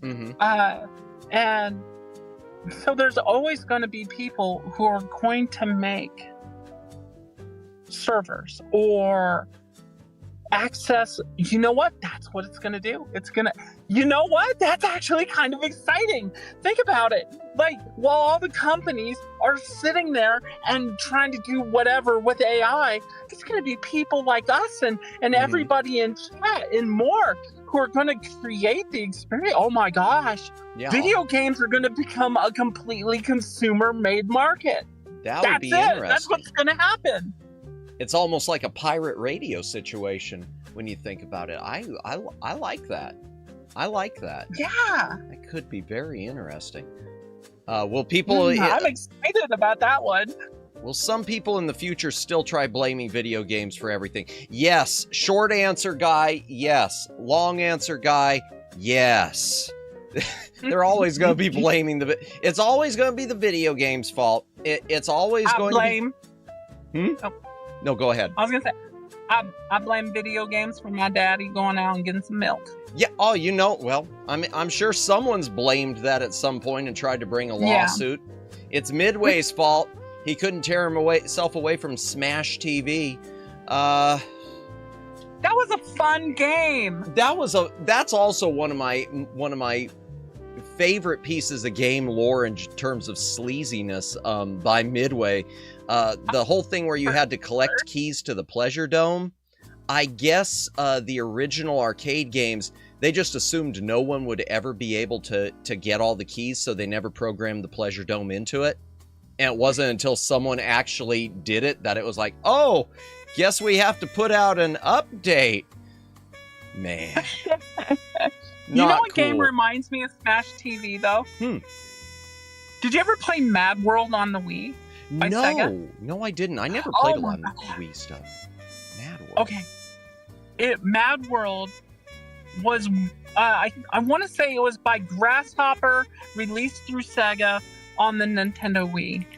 Okay. And, but it was a black and white game, and the only thing that was color was the blood, right? Okay. But it was all based around a dystopian Mad Max future of, but it was that Smash TV kind of like vibe and like that you're going through. Like you're at this station and you had to do all these atrocities to win. So, like Smash TV, but modern 3D, gorgeous game. Gotcha. Great game. Oh my God! I never played that. I gotta get this off my. There is one game that the intro is my favorite intro of any video game ever. And it's going back to the Wii. Mm-hmm. It's called Red Steel 2. And on Red Steel 2, it starts off where you're the main character, your hands get rope tied and they drag you through a desert and you're controlling yourself being dragged to the desert before the title screen even hits. Oh, wow. Like, it was like Red Steel 1, it was like, okay, it's kind of good, but Red Steel 2 was a completely different game. It's right up there for me with like No More Heroes. Oh, No More Heroes. And I've never even played No More Heroes, I don't think. Oh man, the laundry list of things I have never played, I swear. Well, at least it'll be easy to get you a gift one day. Yeah. What hasn't he played? Nothing. Have you played Pac-Man? Have you heard about this game, Pac-Man? Yes. You go along and gobble up little dots. Right. Speaking of Pac-Man, I've said this before, because it just reminds me of Pac-Man every time. I think I must be one of the only people in this world who enjoyed the movie Pixels with Adam Sandler. People didn't like that? Yeah, apparently it didn't go over. People didn't. I guess people didn't like Pixels. I'm like shocked. I thought it was. I mean, I didn't think it was great, but I thought it was really a lot of fun. To me, it hit the right notes as a gaming nerd of all the Atari stuff and everything. What can you do? You enjoyed it too, Daylin? Maybe they didn't like Pac-Man being a non-sentient eating machine. Yeah, that could be it. I don't know why Pac-Man. Anytime I think of Pac-Man, I always think of that movie. I want real player, Ready Player One stuff. That would be cool to actually be able to do that. That would be cool. I didn't think the movie Ready Player One was hit and miss for me, but the world it created, I really liked. Yeah. Me, a haptic vest, a cat VR, and a vest that causes pain, and I'm good to go. No, I'll be happy. I think I could do without the pain part, but yeah. Yeah. Well, I think I would enjoy it to a point. I don't know if I would use it all the time, but like it kind of fascinates me, really. Gotcha. Like, that's all. Little bit of the realism. Oh, well, that's better than something I'm holding on to. I've got one piece of old tech, which was designed for, I guess, the Super Nintendo and Sega Genesis, and you could use it with movies. It was called the Aura Interactor, and it's advertised as this vest thing that it says it'll let you feel the punches and feel the kicks. It's just a giant bass speaker. So that's all you're doing is strapping a giant bass speaker to your chest. Now, for gaming and things like Mortal Kombat, it didn't really do anything. But you watch that thing with Jurassic Park, and it's just incredible. The Jurassic Park, like the T-Rex, like roaring at you. Yeah, just feeling that like it's actually stomping towards you. Okay, I could get behind this for this one thing. My strapping a bass speaker to my chest. Yeah, I don't look stupid. Everything's cool. That's awesome, though. That's like I think that's why I like technology so much. It makes things interesting and fun. Yeah. It's pretty cool. So many cool Is there any other questions? Let me see if there's anything else in here. No, I'm not seeing any other ones. I'm seeing one comment about the Namco thing. From what I read, Namco Bandai bought distribution rights for Atari in PAL-based regions.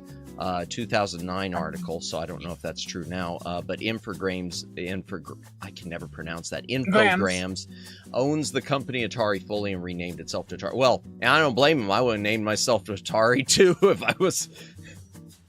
Oh, I still want that Pac-Man yellow Atari.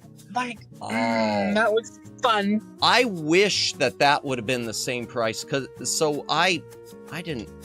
I don't spring for much over like Black Friday. The only thing I sprung for was on Amazon. They had it's the same system, but it's the one that's modeled after the 7800. So it's the Atari 7800 Plus. It's the same as the Pac-Man one, but it doesn't look yellow and look like Pac-Man. But they were running that thing for $50, and I just couldn't. I couldn't resist. $50. $50. I mean, as much as I'd love to have the yellow Pac-Man one, I still think the 7800 looks cool. So I wish the Pac-Man one was. Yeah. I have a question you can answer for. Please. Okay. This concerns Atari and all their new hardware releases, and something's confused me. Please. Okay, so you take the Pac-Man Atari 2600, right? Yep. It also plays the Atari 7800. They're all, yeah. Were they compatible like that back whenever they were released originally? One was, one wasn't. The 7800 was backwards compatible with 2600. The 2600 was not forwards compatible with the 7800. So that was, I guess, why they originally called it the 2600 Plus, because they made it where it was just a unit. It was basically an Atari 7800, but they were packaging it to look like a 2600. Well, hey, you gotta have that wood vinyl. Yeah, that's the one thing about the 2600. Wood grain makes everything better. Even though I do love the look of the 7800. I'll have to look up the 7800. I don't remember it off the top of my head at the moment. What surprised me, well, it doesn't surprise me. They didn't make a ton of games for it. Unlike the 2600, it kind of floundered. So it's one of those systems. If a lot of the games weren't insanely overpriced, it would actually be easy to collect for. But the only bad thing, and I'll just give you a heads up on this, and anyone else in chat, even though I haven't even opened or unboxed mine, but I was looking at the compatibility list. The bad thing about their Atari's new 2600 and 7800 is they aren't true to the original hardware. I don't know if they're emulation or what, but they have a list of games that they are not compatible with. Oh, that's a shame. Yeah, I was kind of disappointed. And one of them, for me, it's not that I own it, but one of them for me, it was like, ooh, this would have been a deal breaker for me if I had 2600 games. And that was, it's not compatible currently with Pitfall 2. Of all the games to not be compatible with a Pitfall game seems like it's kind of a biggie. You know, that was like the flagship, right? For I think it was for Activision. It was Activision's big flagship as a third-party developer.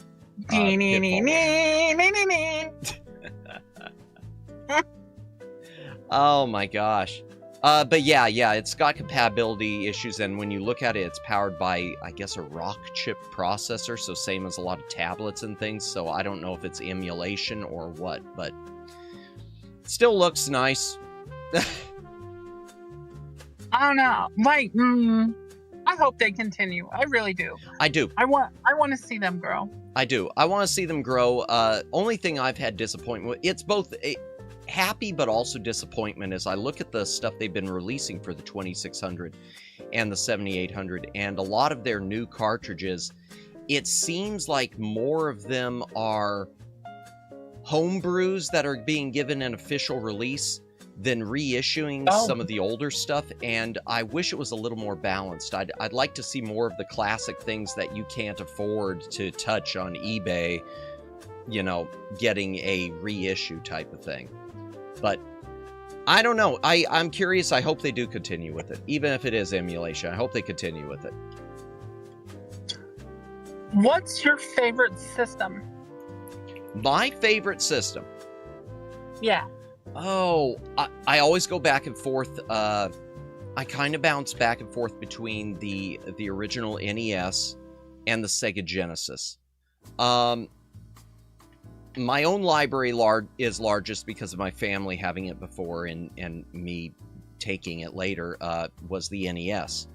But Genesis, there's just something about the look and the sound that has a real nostalgia of arcade quality for me. I don't know how to put it into words, but this is how you put it into words.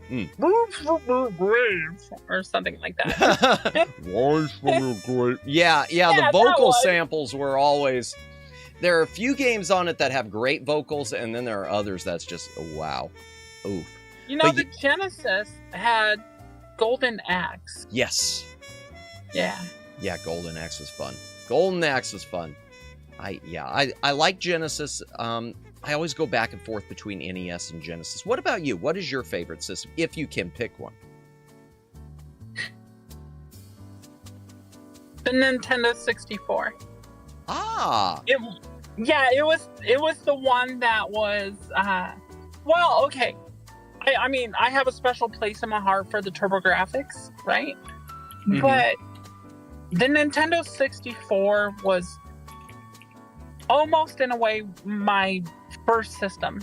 Mm-hmm. And I had a lot of fun with it. Gotcha. I had my first concussion with it. Oh, wow. Ouch. Nah, it's not good. Yeah, nah, it was a skiing thing. You want to hear how I got it? Yeah, please. Okay. So, there was a radio station, right? You know how in the world confidence is key? Mm-hmm. Okay. So, one day, I'm going to have to get into my... Okay. So, I had a friend. She wanted to call in to a radio station to get some tickets to go skiing. Oh. And this was to go skiing at Loveland. Okay. And so she was like, I never make it in. And I'm like, I got this. I pick up the phone and I call the radio station. And, you know, he's like, I think it was Cozy. No, maybe KBPI. I don't know. But they were like, I'll just use Cozy 101 because they're playing Christmas music. It's like Cozy 101. No, it was KBPI. It was definitely KBPI. So I sat there and I was like, hey, I have a friend. I've never been snowboarding. And my friend really wants me to go snowboarding with her. And I was wondering, would you just give me the tickets and tell everybody else that I was the 10th caller? Oh, wow. And they were like, what's your name? I say my name. Yeah. And then he goes, okay, cool. No problem. I was like, oh, wow. Okay. Really? And but I mean, I called with confidence. I was like, hey, you know what? You could do this and it'd be really cool. Anyway, excuse me. Mm-hmm. So I'm sitting there and we're listening and he holds a contest and we're listening to the radio. And he goes, okay, caller 10, first caller 10 wins the tickets to go up to Breckenridge or Loveland. It was one of those. I don't remember which one. And so we're just sitting there, we're waiting and we're waiting and we're waiting. And like 20 minutes later, after a couple songs or whatever, he comes back online. And he says, congratulations to, and he read off my name. Oh, wow. And so we got tickets and we drove up to I still want to say it's Lebanon. It's whichever ski park has the Mary Jane run. Okay. And so we got tickets to go up to what do you call it? To skiing and snowboarding. Wow. I went snowboarding for my first time. Nice. And to give you an idea, we were riding our bikes around the neighborhood, all like through Colorado, all around the different areas. So like getting a ride up there was really cool, and it was just fun because it showed that when you're confident, things happen. Oh, wow. Yeah. That's awesome. Yeah. Oh, man. It also reminds me of something else because my background, I talk a little bit about the IRL stuff. I try not to, except for that one time I had to edit out like 30 minutes of one of my VODs because I really shared too much. My education at college was in TV and radio production, and that reminds me with you calling and asking them that and them saying okay, how one of the first things I was taught right out of the gate is that all of this is illusion. It's all fake. Whenever people call in to request their favorite songs, we're not giving them their favorite songs. You're just looking at a list, and if their song, it turns out to be on the list, you're recording their audio and playing it as if they had requested it so that it looks like they requested the song. That just reminded me that instantly, just about the game of radio. That's awesome. Yeah, That's yeah, it is. 100%. So Chad, anytime you request a song to a radio station, they were going to play it anyway. You just gave them an excuse to make it look better. You're welcome. But that's awesome that they did that for you. That is so cool. That is really cool. I was happy. There was one other time though. Mhm. KBPI was doing their birthday bash. Okay. Right? This is somewhere around late 90s, maybe early 2000s. I don't remember.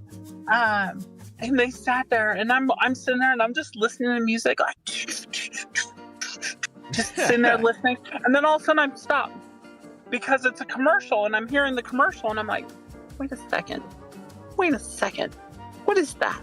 Mhm. And so I sit there, and I call up KBPI. And I'm like, what do you think you're doing? And the DJ goes, what do you mean? I go, you're advertising this concert underneath the promo of this other concert. That's subliminal advertising. What do you think you're doing? He goes, you heard that? I was like, oh, wow. Yeah, I'm talking to you about it. And he goes, they tell us to wipe the digital audio tapes before we record a new commercial, and I didn't do that, and so I just recorded over it. Oh, wow. And I'm like, yeah, I heard it. It was there. And that was his exact response. Oh, wow. That is incredible. That's nice. That's awesome. Oh, man. It's good years. And I'm the type of, if I had heard that, I would have probably just not called in. I would have probably been like, oh, they probably know. Nope. Nope. I am holding people to things. I do not like people taking advantage. Yeah. That's like when I had that sword pulled out on me in the Walmart parking lot. That is an insane story. I was this poor guy. Okay, it's middle of December, I believe, if I remember. He's sitting there and he's trying to push like 25 grocery carts or whatever from Walmart across the way. And this guy was all impatient and honking and like getting all pissed off at this worker who was already doing his job before this guy even got there. And I called him out. I was like, hey, let him do his job. He's almost done. Just give him a minute. And that's when he pulled over and he jumped out. He had that sword, a sheath samurai sword at his driver's side door. And so when he jumped out of his car, he grabbed it like he's used to grabbing it, you know, like he was familiar with where it was. Yeah. He does it. He draws it out of the sheath and he points it at me. And that's when I got all like uppity and in his face about it. And it's like, but I won't 100%. I will not stand for anybody being abused, taken advantage of, or just have someone being rude to somebody for no reason, especially when they're just trying to do their job. Mm-hmm. Like, I don't know. There's one other time too. I don't know if I told anybody about this recently, but a year later, or X amount of months later, I was walking inside King Soopers, Kroger grocery store. Yeah. And I'm walking by, and I hear some commotion, and I look over and I see the self-checkout lane, but there's a big circle of people around, like it's a high school fight type thing, where everybody kind of crowds around in a circle. And I just immediately step in between these two people. One person had they said a deadly weapon, and the other people were like being vulgar and like they were arguing back and forth. I put myself in between the two. I looked at the one person who was at the on my left, and I was like, I looked at him in the eyes and I was like, listen, I understand, but this is out of control. You need to just grab your stuff and go. And they just looked at me in shock and grabbed their stuff, and they started walking out. And then I hear the one of the clerks say, "Oh, f- them," because they didn't pay for anything. But I told them to get out of there because of what was going on. And then the other person, I was like, relax and just whatever, blah blah blah blah blah. And I ended up getting subpoenaed for that, but they ended up settling out of court, so I didn't have to go. That's but I still good. had to subpoena someone. Oh, wow. But it was weird. That was like Mama Bear stepped out, there was a confrontation happening, and I looked over I remember I looked up and I saw the security guard who was on station at the grocery store, and he was in part of the circular crowd, not doing anything, standing back. So That's I took insane. control. And I took control. Wow. Don't mess with me in Mama Bear mode. You have got the most amazing stories, I swear. You have got the most amazing stories. And you're lucky. You're lucky you've stayed safe during all of this, is what I'm thinking of. But then again, if the semi couldn't take you out, then no, guy with a sword's going to do any damage. That's for sure. Right. A sword, and then another person with a deadly weapon. Yeah. I think the deadly weapon was actually open box cutter thing, carpet cutter. Yeah. Yeah. So they have one of those, like they're ready to swipe with it. And but something was going on, and I just diffused it, and that's something I'm good at. So yeah. Wow. But yeah, I can tell you stories all day. There's a time my dad ran over my foot. Ow. That's not good.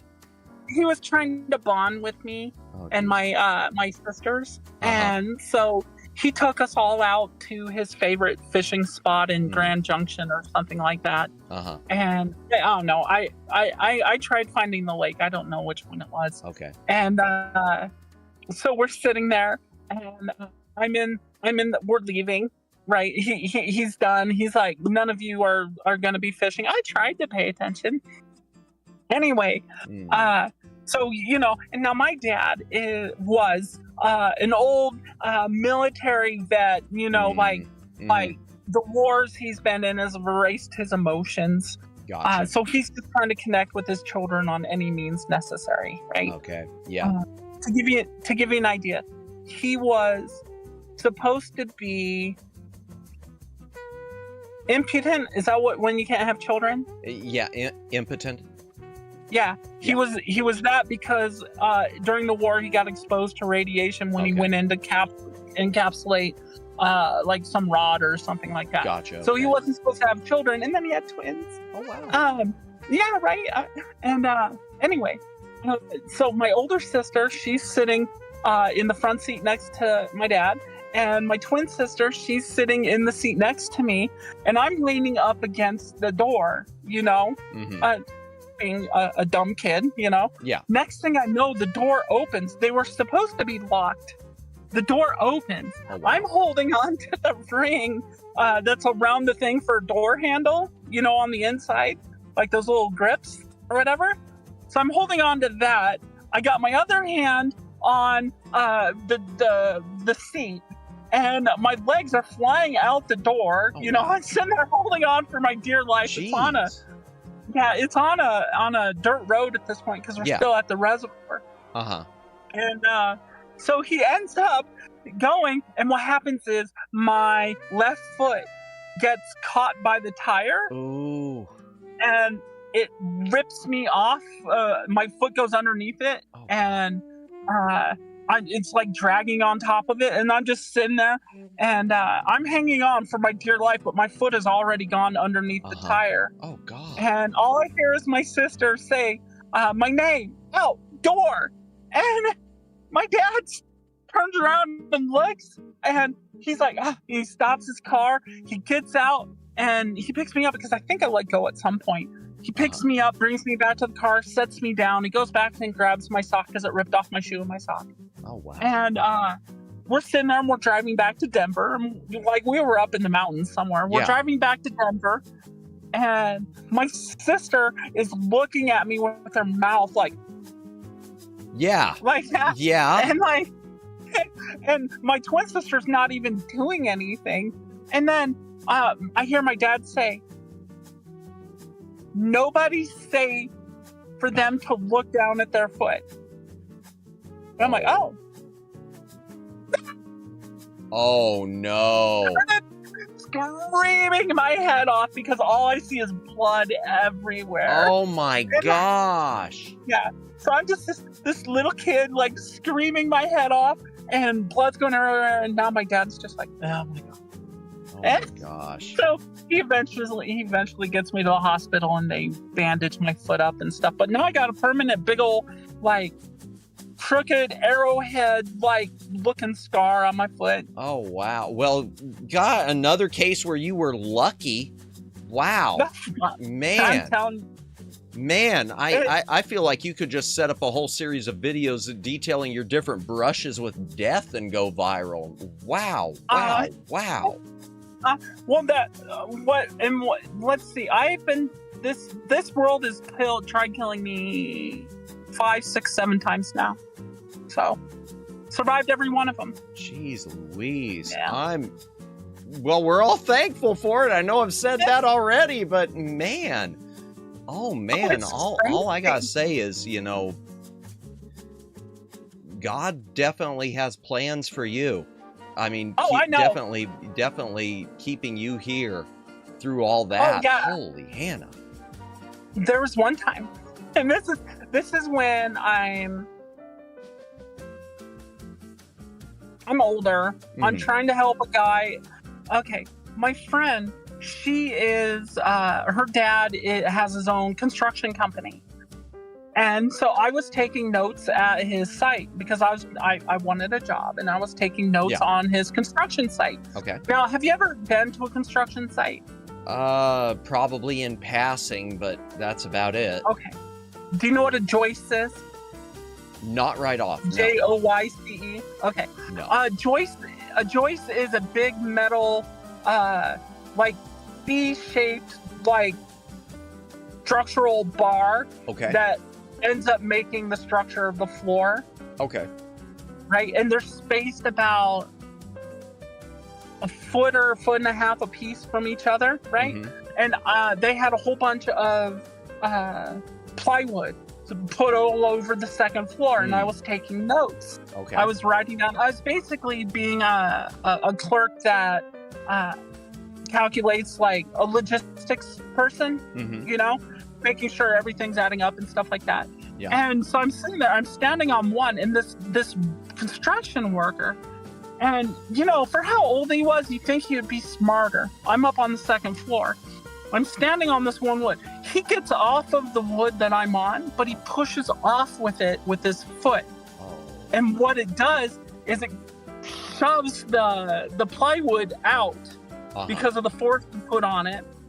It slaps up and it hits me on my back. So I'm literally like, I have this wall of plywood on my back, almost at a perfect vertical. And then me and the plywood go sliding between these two joists. Now, keep in mind, these joists are razor sharp. Yeah. Okay. And I go sliding through. I fall down to the first floor, and I land by standing on, I landed on my 2 feet. I'm crouching to the point where, my knees are bent, but they're not fully bent. And I stop, and you look down, and there was a tool chest right underneath me with a whole bunch of tools sticking out, like total cartoon. Oh my gosh, yeah. Situation. And they just looked at me, and they were like, and I looked down, and I was like, I quit. Yeah, no kidding. I never went back to that job. No kidding. Yeah, that yeah. Oh, yeah. Yeah. Yeah. So I've had moments. Jeez. I've had moments. No kidding. Right. Oh man. Yeah, right, Jennifer. Oh my goodness is right. Holy Hannah. What a weird way for me to. Well, thank you for joining. No, oh my gosh, we have another raid coming in too. They're not here yet though, so they'll be here in a moment. So we'll keep going for a few more minutes at least. And why not? Oh, here we go. Okay, we got a raid coming in. Lauren and TV, welcome in. Cheeky Court Raid. The Shy Siren, welcome back in with the Raiders. Cheeky Court Raid. Hi, Matt. Hi, Fred. Welcome in. How was your stream? How was the end of the... I'm here today with Lawnmower Girl. You can see her links right there on the screen if you want to give her a follow on YouTube and Twitch. Welcome in Deluxe Birch. Or on Twitter, excuse me. How was your stream? How was the rest of the GTA roleplay thing? Now, you're not a fan of Grand Theft Auto, isn't that right, Lawnmower Girl? Okay. Go ahead. I've caught, fun. You know that what's one person versus a million people, thought? Yeah. That you stand against a crowd, and mine's Grand Theft Auto. I have never cared for how it encourages unlawful behavior as the sole drive of its game. Like, its fundamental gameplay is to break laws. Gotcha. And I'm just not a fan of that. And people don't understand that. Like, one guy got into an argument with me recently. And, he tried, but he stopped immediately. I was like, first off, we're not talking about real-world influence. I'm simply talking about how I don't care for this type of game. Gotcha, yeah. But I love Cyberpunk. Huh. Oh, look at that smile. No, I get that. I watch a lot of it's weird. I watch a lot of GTA streams, including Lauren and TV. I'm sorry it glitched out on you guys at the end of the role play. Hopefully you had fun up until that point, though.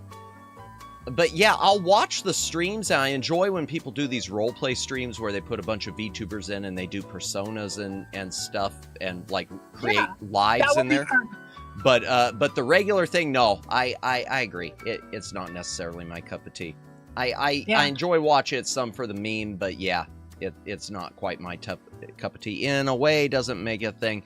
Is more about if you want to. Yeah, and role play thing, you can be as lawful as you can. That's true, because I did watch one person during the role play who made a very conscious decision that she was going to be a police officer, and she was going to go after every other VTuber that was doing wrong in the eyes of her law. So I love her. Not mine either, to be frank, but of course there was an event. Yeah, absolutely. I'm glad you guys had fun with it. Hi, everyone. Yeah, hello. It's always an awkward pause, but welcome in. Thank you for raiding into us. Thank you so much, Lauren and TB. Be sure also, anyone who's raided in, if you need to take off, if you need to get some rest, do the post-stream aftercare, knit a sweater, whatever, feel free to do so. But I appreciate you raiding in and saying hello, as always. And chat, if you haven't checked out Lauren and TV, be sure to do so. They do great content, both together and individually. Okay, I'm trying to think what else is there for us to discuss. We've been through all the brushes with all these brushes with death. We've talked about the AI stuff, and we talked about so much Doctor Who that most of our audience probably switched off, which is fun. Oh, well, that's an interesting. Okay, here's one last question. What do you think? Yeah, I'm going to piggyback on this with the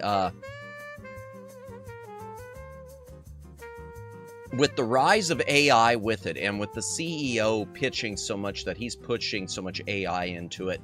What do you think the future is for platforms like YouTube, in your opinion, as far as video platforms? Do you think we're going to see it continue, or is it going to really, really change, like where people are drummed out in favor of AI content and just a few big corporations?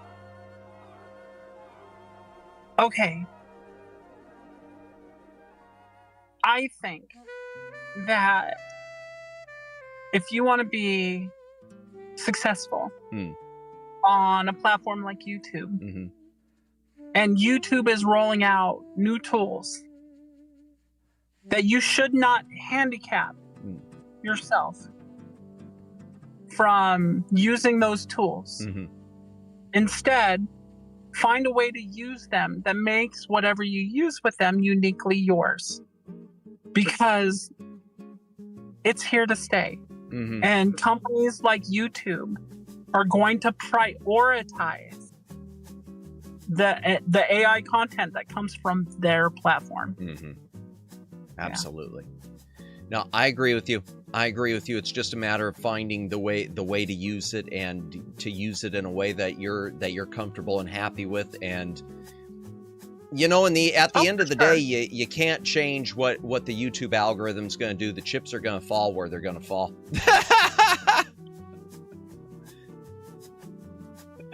Oh my God, I do love your model. I'm sorry. No, you're fine. I do love the expressiveness of your model. Mine's pretty limited. I just have like 3 buttons that I've tied for a smile, a surprise, and a semi frown. That's about it. Hopefully I know my newer model that's being worked on by Fumi Kokia, who we're a big fan of here. I know she's putting a lot of different expressions into it. So we'll see how well I can pull them off. Well, just to give you an idea, like I'm smiling and I'm constantly holding this smile. Like if I'm not smiling, this is what my lips will look like. Oh. Well, I mean, that looks fine. Don't hurt your face. Don't hurt yourself over smiling. Now, see, I don't have mine set up. My problem is I don't have it set up because I don't use a phone for it. I'm using a webcam. I don't have it set up for facial recognition for smiling and frowning, for emotions, because I tried it once and it was doing like that basically. When I tried setting mine up with the tracking for it, it just kept switching wildly no matter what expression I was making. So I had to turn it off, and nope, guess the webcam can't handle this. Well, keep in mind that if you want to do facial tracking with phones, you want to use an iPhone. Yes, I've heard that it's got the best with the. Is it because of the infrared camera or something? The like LiDAR. That? Yeah. Here's a question for you, Ro. Oh, go ahead. Oh, yay. I have a question. We've got, what did Lawnmower Girl think of? What did you think of these streamers who come out and say that they don't like VTubers? These ones who specifically make a point to, which, I mean, that's sort of a. I actually got that question on Twitter. Did you? Okay. Yeah. And some people, like for me, people are like, you're hiding behind. And you know what the funny thing is? I originally, earlier this year, I applied to a VTuber company called Irium. Okay, and I know Irium, yeah. Yeah, and that's and I had actually a really good chance. They just didn't like my schedule for how I make money, which is gig jobs like Instacart. So because they don't want to be thought of as a job type stuff. So what was the question? Oh, VTubers. Yeah, I guess he's talking specifically about like the Yeah. Bert and Peanut and the different ones who like winning VTuber awards or whatever while they're simultaneously attacking VTubers and Oh. yeah. Well, okay. So the reason I brought up Irium Mhm. is because they asked me. Now this is all my own perspective. Uh-huh. They asked me, why I got into VTubing. Like, who was I a fan of before I started VTubing? Uh-huh. And I'm like,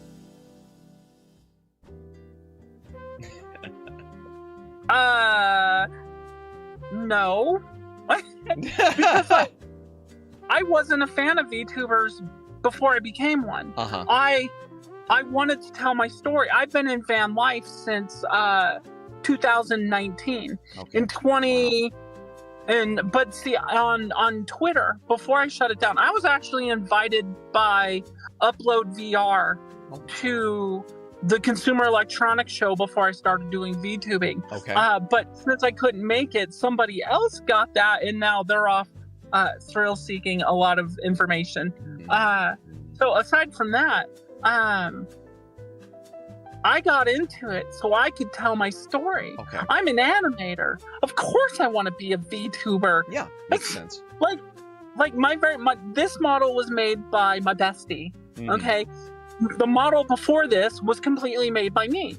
And it's all about telling my story. Yeah. And so if people sit there and say, well, I don't like VTubers, well, great, I don't like fleshies. Yeah. You know, but yeah. I mean, it's just words. Yeah, Who cares? it's yeah, I get that. And that's interesting that you mentioned that about the liking VTubers thing, because that does seem to be with a lot of corpos and things, is this idea that if you're a VTuber, you have to have been a fan of Hololive to begin with, or a fan of Niji Sanji. You have to have big names. Now, me, when I fell into it, it was because I started watching some VTubers, and it was completely by accident, but it was smaller VTubers. It was never any of the big, they were corpos, some of them, but they were smaller ones. So it was always the smaller ones, and watching them and how they were doing it that became an interest to me. Hey, but that's awesome. Yeah, but with you, that makes perfect sense. You're an animator. Why would you why I mean, I guess I could see why a person would, even if they were an animator, would want to still do it as a flesh tuber. I hate using that. But it I just did that for fun. But it makes perfect sense. I mean, you're into animation. Why wouldn't you be an animated person on the internet if you can, if the technology's there? Yeah. Right. I paid for a degree, damn it. Well, kind of paid. Yeah. But look at it like this. Like, here, let me tell you my vision. Okay. So, got my VTuber model. Great. Okay, you'll see a lot of my recent tweets recently. I'm like, oh, if I could only get my models into VR. And like, because what I want to do is I want to act with my models in VR to create the stories. Then I'm going to call on my animation roots, pull that footage out, and then rotoscope my style of art on top of them. Okay. And that's how that was going to be part of my process. Yeah. Rotoscoped, for anybody who doesn't know, is when you take an actor who is on film and you draw over on top of them to create an animation. So imagine having a fully rigged, I've had the motion sensors for a while now. I just don't have the models where they need to be. Gotcha. Yeah. So like, imagine being able to act out in surreal environments that are available through things, or the other ones. We'll just say the other ones right now. Okay. But to have that tool, I see everything as a tool. Like, and to have that at my access, like, I'm going to start out, yeah, sure, I'm going to be models and stuff like that, but eventually I'm going to get to the point where I start rotoscoping them, and then eventually I'll get all my animation skills back because they are rusted. Gotcha. I'm pretty rusty when it comes to it, but I was good at one point in time. Enough that I did Jack Black pilot on Funny or Die, animation wise. Oh, but, wow. Yeah, it died. Well, regardless, I mean, it's still, regardless, that's still, man. Fantastic. It was just chalk it up to one of those experiences. Yeah. So anyway, now I can sit there once I get my stuff into VR.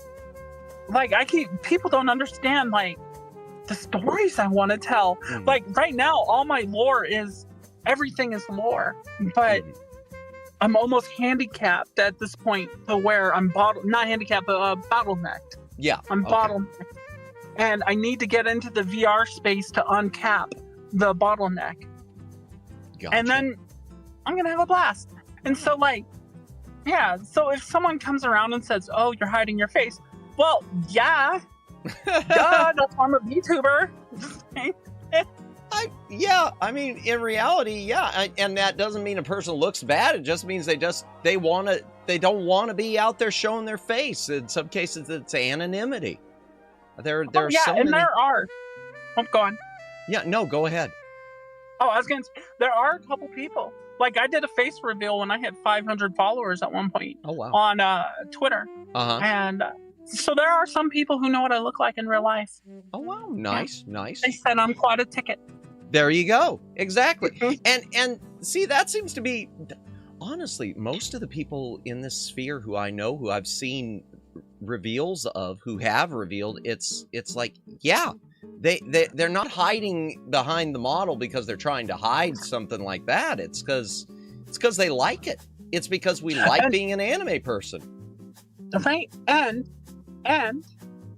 even if they were, which they shouldn't be, because each of you are wonderful and great. Even if you're ashamed by how you look, it's okay if that's the reason you're using a VTuber model. That's true too. That's 100% okay. It's all about what makes you comfortable. I'm just happy that people are out here able to stream. That's the thing. Oh, 100%. Like, if my bestie, who is out in Georgia, who triggered my journey out to Georgia and all that stuff, right? You know what her challenge was in the spring? Step beyond your boundaries, which means after being in van life for 5 or 6 years or something like that, since 2019, so 6 years, 5.5 at that point. Yeah. I had, there are times when I feel gross, okay? Like, I'm not happy with my situation at all, but I make it work. Yeah. And she challenged everybody to go beyond themselves. And so I took that challenge and I went to go meet them in person for the first time. And all my anxieties about meeting people in real life, it faded away. The second I saw her, I was just so excited. I gave her a hug. That's awesome. And that's so awesome. Like, who cares what reason people are? If they're mad at VTubers, they're probably jealous. That's what my thought's always been. And just to quote Luciano up here, I'll go with this. If I wanted to see real people speaking, I'd just go outside. The internet is made for watching anime people speaking. I'll go with that. That's fine. Yeah, that works. Yeah. I'll go to Walmart, get attacked by a sword. Oh, man. Be careful. Yes. When that happens. No kidding. I still, again, your stories are incredible. I hate to say it, but we probably should go ahead and wrap up here. I can't think of anything else to ask. If there's anything else you want to touch on real quick. Sure. I got a couple things, and then when I got a chance to say last words, I want to say goodnight to everybody. Absolutely. But before I go, to anybody who has seen stuff, like, you will see Selmore versus Santa, the versus Father Time, and then the Cupid's Play. If you find on my channel the set. It's like a 35 minutes worth of story and animation. If you find the full set, you will see a very long description of me describing what those meant to me and how they helped me get through one of the darkest times of my life. So don't be so quick to judge people for using an AI or VTuber type situation, because everybody goes through something different, and we use the tools that are available to us. And so just sit back and enjoy. And for those who are willing to look, there's a much deeper story hiding in metaphor right in front of your eyes. Well said. I love that. I love that. Real quickly, before we say our goodbyes, you're probably going to blink off the screen because something weird is going on with my OBS. I'm going to set up a raid real quick. Let me see who we can raid into. Who's on right now? Who is on? Who is on? There's probably a lot of people on. Customization, redirect. Who is on? Okay, Avarice, Amy, Celebrate, Nori, we just raided into. Man, too many people. Too many people on. Too many Here, people I'll pick a number. How about I pick a number? Go ahead. Okay. Let's go with number 3 on the list. Number 3 on the list. Let me see who this person is. I don't think I've ever raided into them. Avarice Incarnate. I sometimes just collect people for eventual raids, so we're going to do that. That sounds so weird, but it's the truth. I don't always raid into people who I know. I'll just raid in. I try to meet new people a lot of times through raids, so I'll subscribe to people and then raid in, and we'll see how it goes. Here, let me do a quick raid message chat. We're just going to do, since I don't know if I've ever raided into her before, we're going to do a deluxe back library raid. There, simple raid message chat. Okay, there we go. Deluxe back library raid. We're going to be raiding into Avarice Incarnate. If you want to go ahead and say your goodbyes, and then I'll say goodbye to everyone as well, Lawnmower Girl, Selmore. Thank you to each and every one of you who came out to listen to me and Madamus just yap away. I had a wonderful time, and thank you. And I have one last thing I want to say. You all have a beautiful night. Sweet dreams. Oh, I love that. I love that. You're so infectious. I love that. It's not fair. You're too infectious. Oh, thank you. So thank you everyone who is watching tonight. Thank you Deluxe Birch, Guy Kagami, Omegs, The Shy Siren, Twin Opinion, Jennifer, Dark Hunter, West Yaz. Let me go through just a few of these that I can find. Luciano, my list is freezing. Daylin, Lauren and TB, Neko Lolita, Rated In, and Blazing Wolf Gaming. Anyone who I am missing, thank you for watching. If you were lurking, thank you for lurking. If you were VOD watching, thanks for watching the VOD. We're going to do a raid now. You don't have to go home, chat, but you can't stay here.